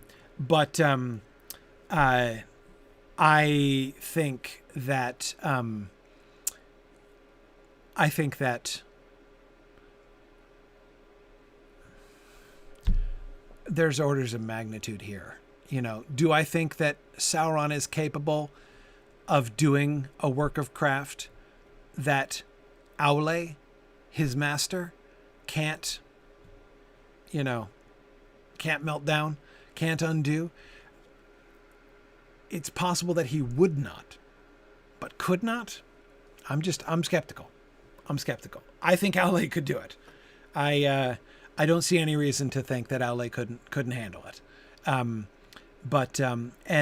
Okay, last one. Then we're totally stopping. Lissalinde. If the greater you are, the harder you fall is my premise. Then I'm saying that Bombadil is greater than Manwë. No. Do I think that Manwë could fall? Of course, I think that Manwë could fall. I think we have good reason. We know that Manwë could fall. Why? His brother did. Morgoth, Melkor is Manwë's brother in the mind of Ilúvatar. Melkor is a continual reminder that even Manwë, even the greatest, can fall. Now, he doesn't, to his credit, right?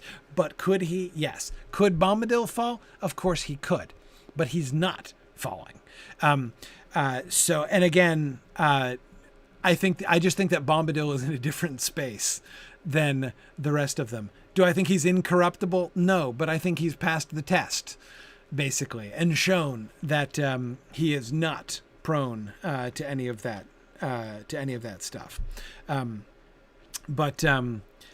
Anyway, okay, and that's it. I'm gonna let everybody go. So it's field trip time. Thanks for joining our book discussion again this evening. We're gonna do our Lotro field trip now. You're welcome to stick around for that. We'll be back for more.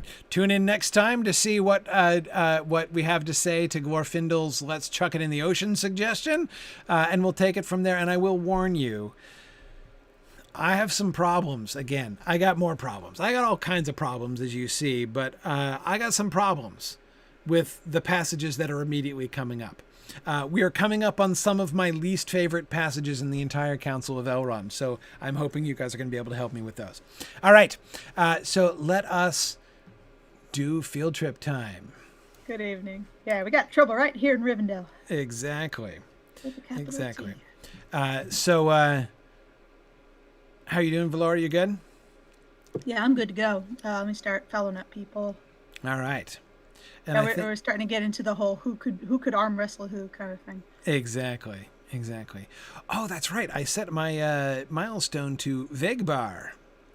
That's right. It was closer to where we were heading, I believe. Vegbar with the invisible guards. Oh my. Yeah. They seem to not be invisible. Okay. As long as they're not deadly, I'll be happy. Yeah. No, they will still be deadly to lobies. Apparently that's intended. Oh, okay. Alright, I think that's everybody. If not, please send me. All right. Yeah, some folks might meet up with us there. Yep. Send IM to Linus 2 S's. That's right. JJ points out that you do have to afford the Bjorning's tolls. I mean, their tolls are high, and apparently they will get violent, visibly or invisibly, if you can't pay the toll. All right, see, there's Demethyriel standing on a sheaf of grain there. So one question I have is, he said, let's not make it the Valar's problem. Then immediately his next suggestion is, let's let Olmo handle. Right. Yeah, exactly. I mean, it's almost like he's kind of, and again, I think this is a sensible thing to do, kind of pushing the boundaries or like feeling around the edges, right? Okay. Putting it on a ship and sending it back to Valinor.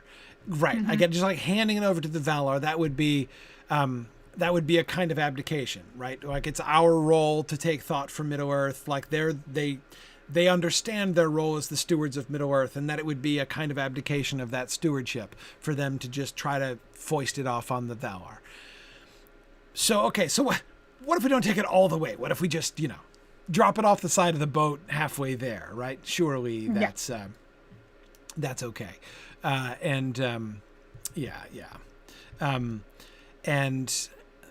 it's a sensible probing to say, like, because as he points out, like, it's not like we're refusing to solve the problem, right? Like, we're totally solving the problem. We're taking an aquatic-based solution to the problem rather than going over the sea to avoid the problem. So that this would be okay, right? Or the Valinor's solutions to the problem, which is, let's take parts of Middle-earth and move it somewhere else. Right. Exactly. In a downward direction. Yes. Yep. Yeah, no, if they could put the ring on an island, which would get ducked into wherever the place that Numenor went to is, that would solve the problem. Mm-hmm. Chuck it into the Temple of Sauron? Yeah, have it go down with the Temple of Sauron. That would solve the problem. Like, but yes, it Sauron was won't go Iluvatar who did that, for sure. But still, it would be a good solution. But again, they're not going to suggest that solution. Okay, there's that ring boundary again. The ring and 4-pointed star or like diamond shape in the intermediary bands there, right? Oh, yes, I see. I'm trying to decide. 1, 2, 3, 4, 5. So there's still 7 rings per side. I can't get around it. It might be a coincidence, but I wonder if it's a coincidence. Yeah. I sort of think it is not a coincidence. Oh, I ran ahead. There you guys are. And I do still think this is clearly Dwarvish architecture. The knotwork all suggests, and those rings in particular ties it to the gates of Mirkwood that we were looking at last time. The way that this road took when it went into Mirkwood. And the sunburst designs and the knotwork designs. Yes. All of this stuff is very similar to that gateway. There's 8 rings when it's a water base.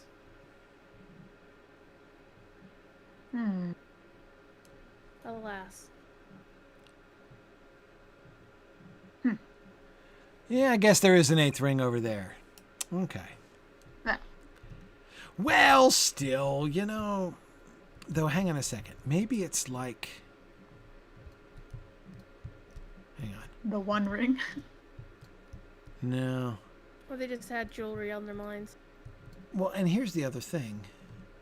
It could also be meant to be not... Because notice they're actually not complete rings. They're interlocking rings. Like Dwarvish chainmail. Yeah. So maybe it's broken. A design meant to recall or evoke the Dwarvish invention of chainmail. They could. And they are broken rings, most of them. There's like... To let the demons out. A complete one, and then there are broken rings. It also interests me that the diamond is not like on this side, the diamond is in the middle. Yeah. But on this side, I don't need my horse, technically, at this point.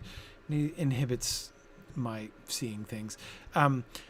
Here, the diamond is on the side, not in the middle. And then over here, the diamond is back in the middle. And is it symmetrical on this side? It implies the stone was created in the pattern and then later cut to fit the Maybe. monument and not Yeah, designed no, for it's in them. the middle over here on the inward facing side, so it's not the same over here.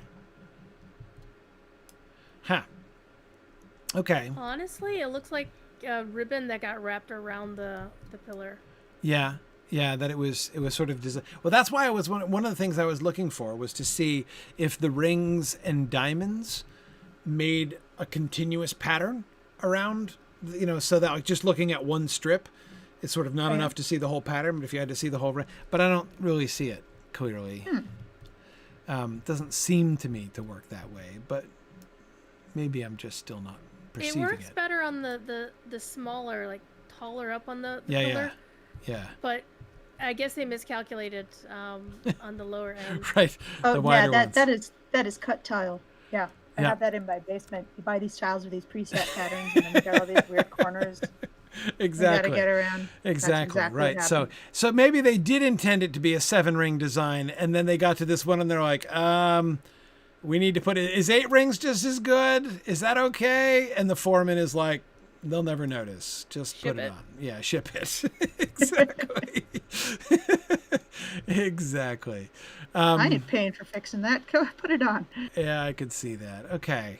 So definitely a dwarvish bridge. And of course, in the way of dwarvish constructions in Lotro's Middle-earth, it's huge, right? We have Yeah. this enormous vaulted, this is like a massively overkill bridge.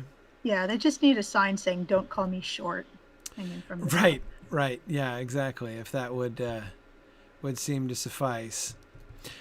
See, here's what we're trying to see closer up from underneath, but we can see yeah. much more closely here. It looks very much like those the designs we've seen in the Men Village. The swirly ones, you mean, in the middle? Mm-hmm. Yeah. Yes.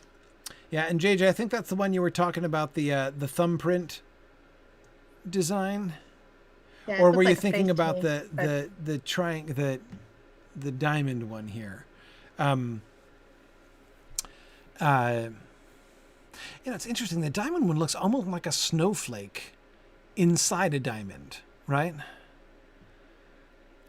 I don't. talking about the starburst thing, or No, the brown bits, the diamond, the copper bits. yeah, the copper bits on the side. Yeah. Right. Yes. The thumbprint one. It is.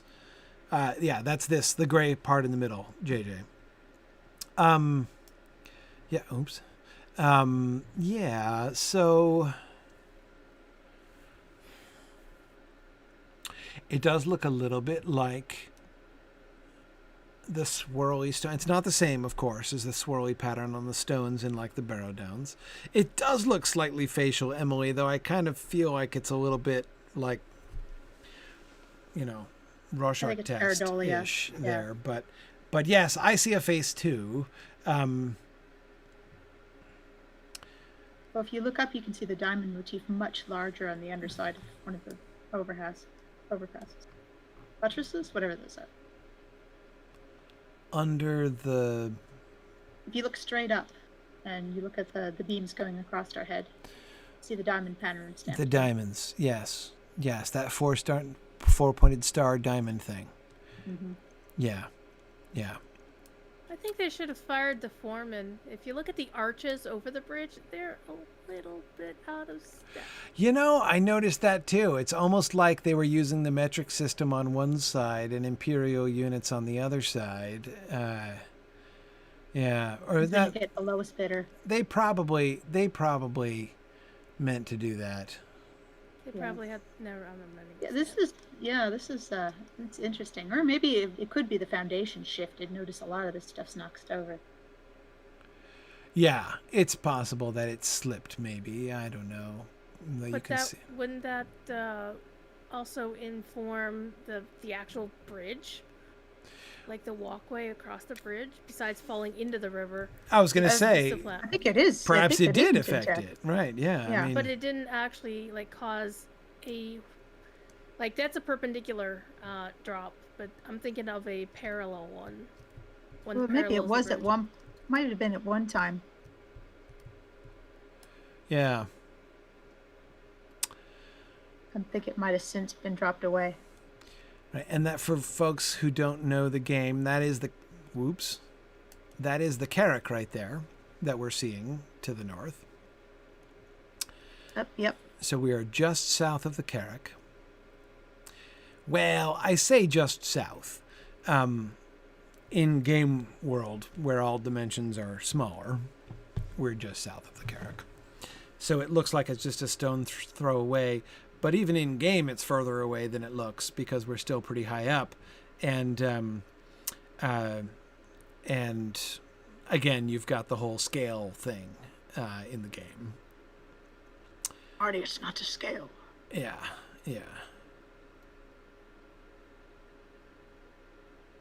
Intriguing. So I have been told there is a title you can get if you land on that pillar in the center, though. But you can't get to it from this side. Can't do it. Oh, you can only it's jump from the other side. side? Oh, no wonder it didn't work when I tried it. Oh, so this pillar over here isn't just as good? In the middle, yeah. I don't think you can reach it from here. No, there's a nearer one right below. No, it's got to be the one closest to you, Corey. All right, the one that you can see there sticking up in the middle? Yep. Okay. It doesn't work from this side, guys. Oh, didn't work. That was close, JJ, but not quite. No, Maybe with a war steed at full tilt. Maybe. But I have to say, then those JJ, never that jump was when you want 'em to. that was very graceful. It was a beautiful, And they graceful survived. leap. And JJ survived that? Wow. They just Yeah, you survived. will. Oh, it's even money if you'll survive or not. Depends on where you land. Like whether you like hit those water rocks? or rocks, basically? No, it doesn't actually matter. No. It's more Either like way. it depends on how you plummet, I suppose. I see. Yep, no, that was pretty close. Well, okay. I still don't quite know what to make of the brown diamonds with the what look like snowflakes inside. That's to me one of the newest things. Plus the ring with the other diamonds. Well, first of all, can we just point out that we keep noticing that there are diamonds here, and that diamond design has not been a common one in dwarvish architecture. So if these things that we're seeing are idiosyncrasies of dwarvish architecture here, what does that tell us about here? The gates of Mirkwood and this bridge. Yeah. That with the shoddy workmanship makes me wonder if it's a rush job or like maybe relationships were already starting to cool with the Mirkwood Hill. I wonder. I mean, presumably. So when do we think this bridge was built? I think we mentioned something like this was. I think we mentioned this is a trade route through Mirkwood. Right. It does seem to go to a trade route, an old trade route through Mirkwood. Possibly to Erebor. Right. Or the precursor to Erebor. From the question is, I mean, this is the road. Like, so if you just follow the dwarf road through the Shire, through Bree, and onwards, you get here, right? Mm-hmm. This is the main dwarf route from, the west to the east. Mm. My question is, did it ever have anything to do with Khazad-dûm? Is to me the big question. I think we'd need to see some Moria architecture to figure out where exactly this would fall. Yeah, it's true. We haven't done Moria yet. We'll get there. But Somewhere. Yeah, that may be one of the only places where the amount of Lotro world that we have to discover is going to take us longer than the text that inspires it. But Possibly. We'll see. Like we explored Rivendell for a few weeks out of the year that we've been in Rivendell, but will we be able to explore all of Lotro Moria in the time it's going to take us to do the Moria chapters? Maybe. But anyway, okay. Okay. So I don't think, apart from thinking new or old, Oh, didn't happen with the horse either. Yeah, again, I think it's supposed to be from the other side. Yep. I know. Oh, Just it's definitely experimenting. from the other side for sure. I just don't know if it's possible on this It- side. The more I'm looking from this angle, the more it's not actually that close. Right. It's not.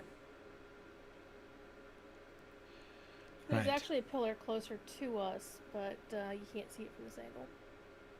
Oh, see. Yeah. Okay. We'll see.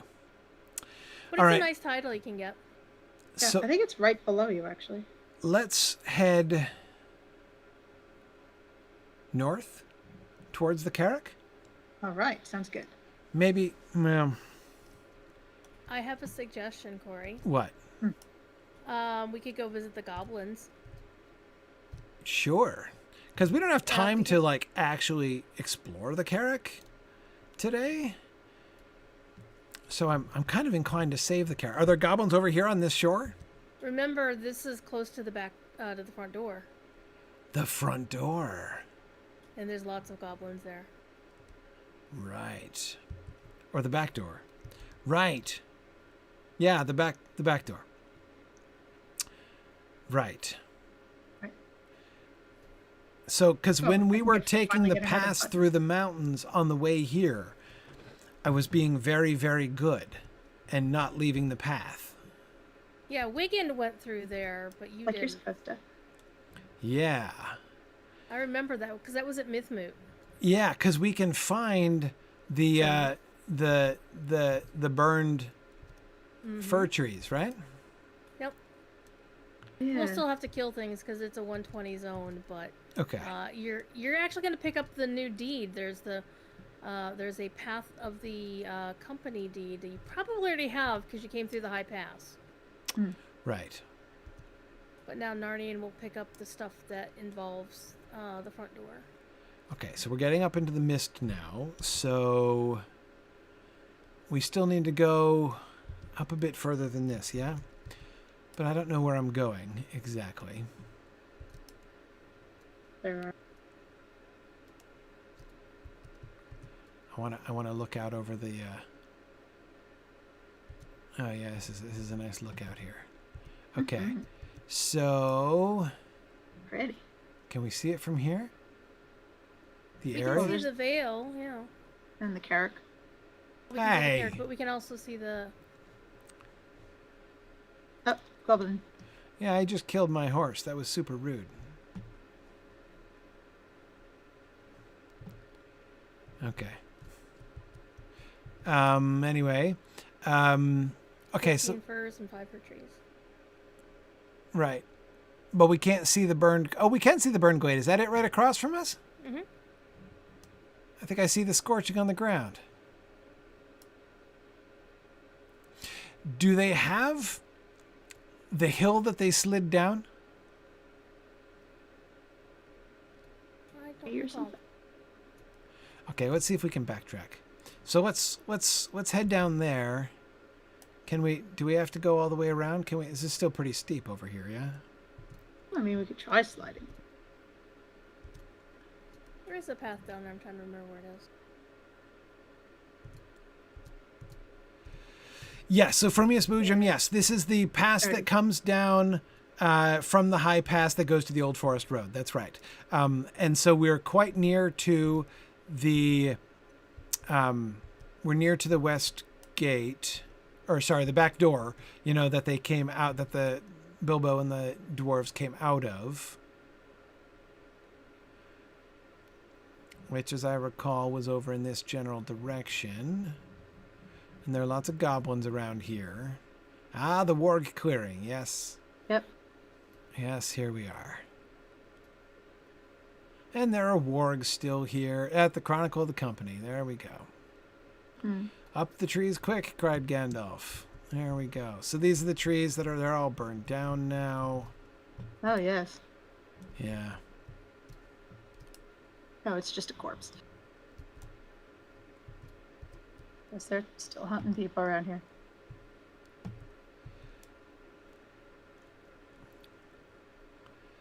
So I wonder which were the 5 fir trees in question.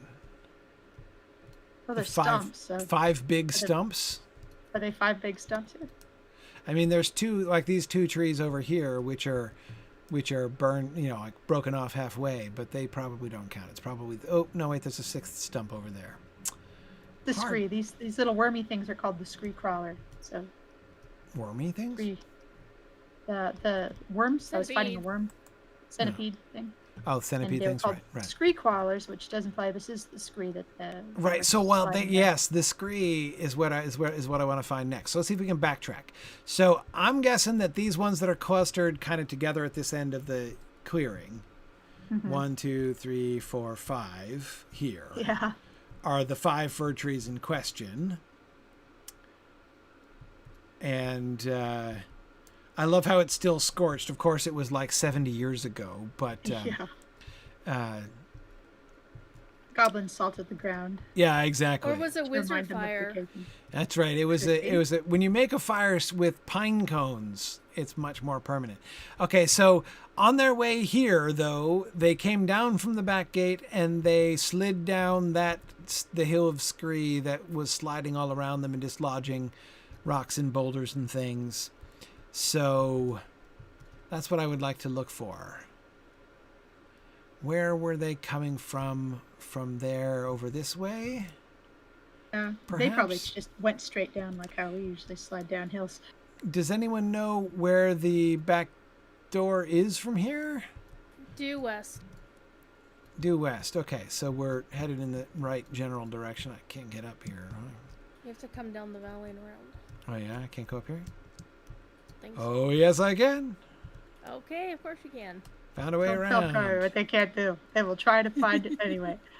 Okay, yeah, that cliff is more How of a on earth cliff did you get than up a there? slide. Horseback. Okay. There we go. Come on. Get up. Get up. There. Oh, and I still have my cat set on useless. Not to kill all the sheep. Yes. It's safe to set him on active here. Yeah, yeah. Oh, he should be You're on not going to anger. aggressive mode. I don't think you're What's going to wrong anger with any shepherds out here this it? time. Yeah, exactly. Guard mode. IT mode. He is supposed to be on aggressive mode. He's just ignoring everything. Okay. Well, he was fighting some deer with me, but All he's right, going well, there after we the go. deer. And here's the burglar, exclaimed Bilbo, stepping into the middle and slipping off his ring. So this is where they were when that happened? That's what the game thinks so. Okay, so the game is telling us that this is where the dwarves were all sitting, which means the back gate must be really quite close to here. Yeah, yeah. So where's that? Is that This this? way. There's side? so much underbrush, I can't look up without being buried in... Due west, I think. Right? Look for the bouncing guardian. Okay, right, I'm Bouncing seeing. guardian. Okay. See a hill grouse.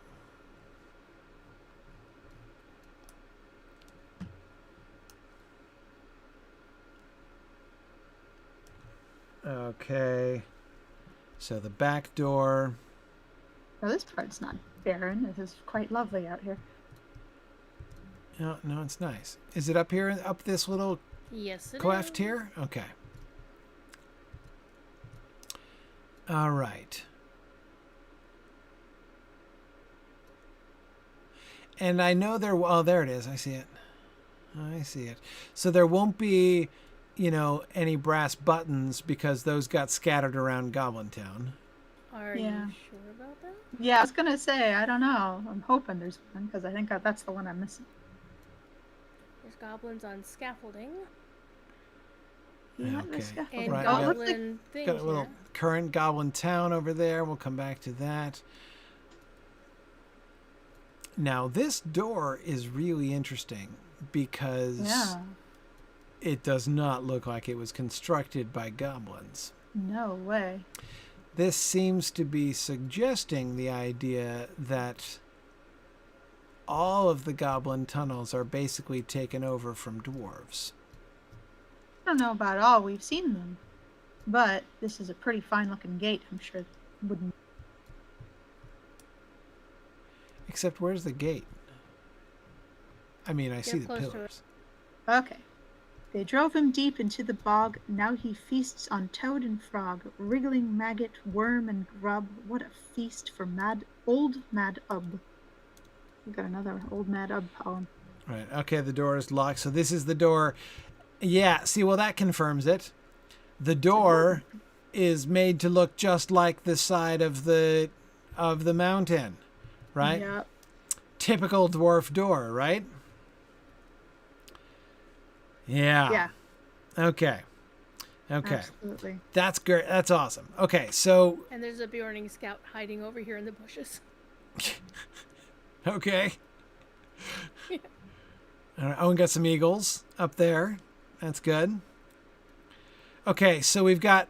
So here's the gate, and are there any buttons? I didn't see any buttons. I mean, presumably yeah. the buttons would have been picked up long ago. Oh, we got a note here. Yeah, I just got a title for Chronicler of the Company. Oh, you completed the deed. Yeah. All right. So there's two Thorin's company deeds. This was actually the second one because this came into the game later, where it starts here and goes all the way to Erebor. Right. And like the first half starts at the Forest Gate of Mirkwood. Right. Okay, so this was a former dwelling of the dwarves, and notice how it has the... Okay, I'm counting rings again. Wait, 1, 2, 3, 4, 5, 6, 7, 8. There are 8 or 9. Yeah. Okay, in between these, because they go all the way up, so the pattern is much more regular there. Okay. So better craftsmanship than the other one. Yeah, so this is clearly the same kind of construction as both the bridge and the gate to Mirkwood. Same dwarves, same period. So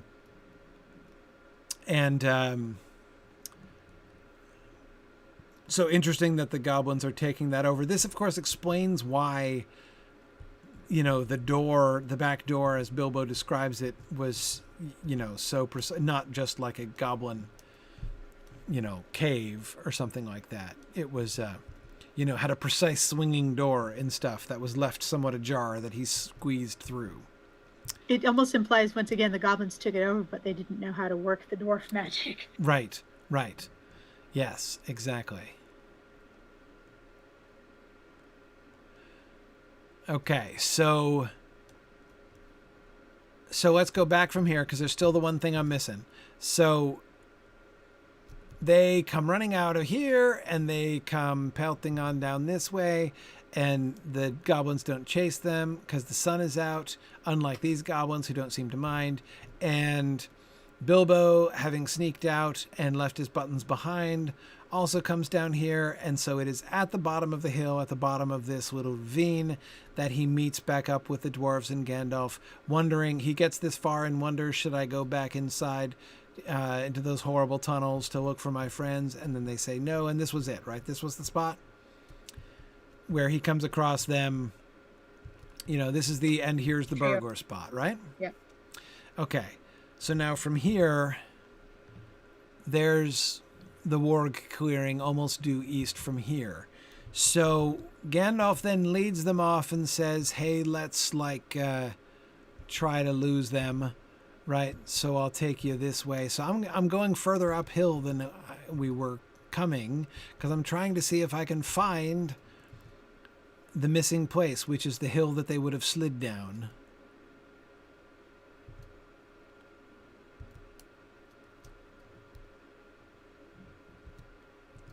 Maybe this? Maybe. I don't know. It's pretty easy to fall down rocks in here. And then maybe this? Did some sliding there. Yeah, I just did some sliding.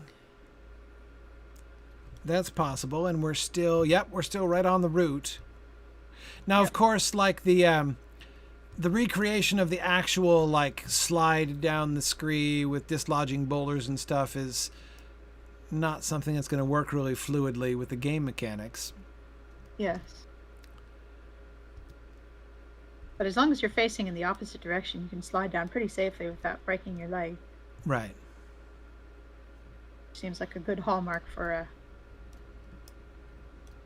Because, yes, escape route. right over here is the Warg Glade, right? Yeah. Yes. Yeah, back to the Warg Clearing. Now, we didn't get any kind of landmark at the hill. Is there one? Did we miss a Druid's Fire? Is there a deed or quest marker, at the place where... I'm trying to get up the tree to, hide from the wargs. I think yes That's to not the working. deed, but no to the marker. Not every place of interest has a marker. Yeah, I mean, it marked where they were reunited, and it marked where... I'm going to actually use... Look at that, I used an offensive skill. How about that? I even killed something. Well done, sir. Look at that. What can I do? I'm a lore master. I set fire to things. So, Call good librarians. I did.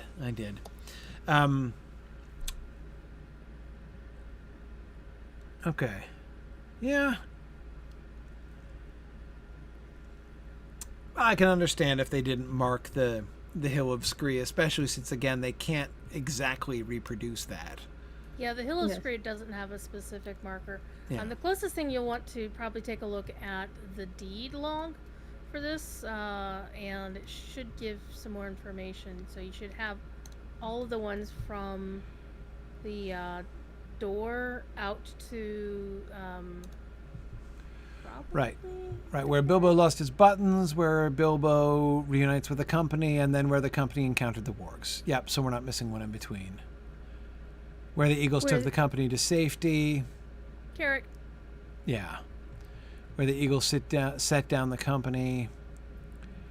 So do we get up to the eagle's eyries? Yes. Right.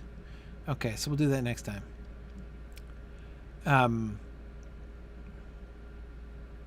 Remember to bow. Right. Yes. Okay. All right. There's actually a quest that sends you up there, and yes, that's what you get to do. Nice. Okay. Okay, so there's the Carrick over there. So next time we will head to the Carrick. Excellent. That's nice.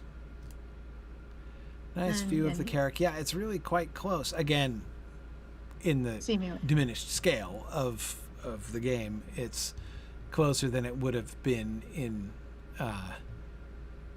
the world, but still, we're in the area. And then across the river, there vaguely to the northeast is the land is like Bjorn's house, right? Land of the Bjornings up there. Yep, where the dark green trees are. Yeah. Mhm. Yeah. Okay. So, road to Bjorn's house next time. We're almost done with the Vales of Anduin. We're going to Wow. get to the Carrick, and we're going to visit the Eagles, and then we're going to head over to Bjorn's house. Excellent. Pretty awesome. Mhm. Okay, cool. And we're only a little bit later than usual. So, I will, well, not, I guess, what is usual, right? So, I will say... Good night, everybody. Thanks for joining us. This was a fun and exciting field trip, and we'll get to the Carrick and the Eagles' Eyries next time, maybe, so that'll be even better. Thanks, everybody, for joining us, and we'll see you guys next week. See you next week. Bye. Bye.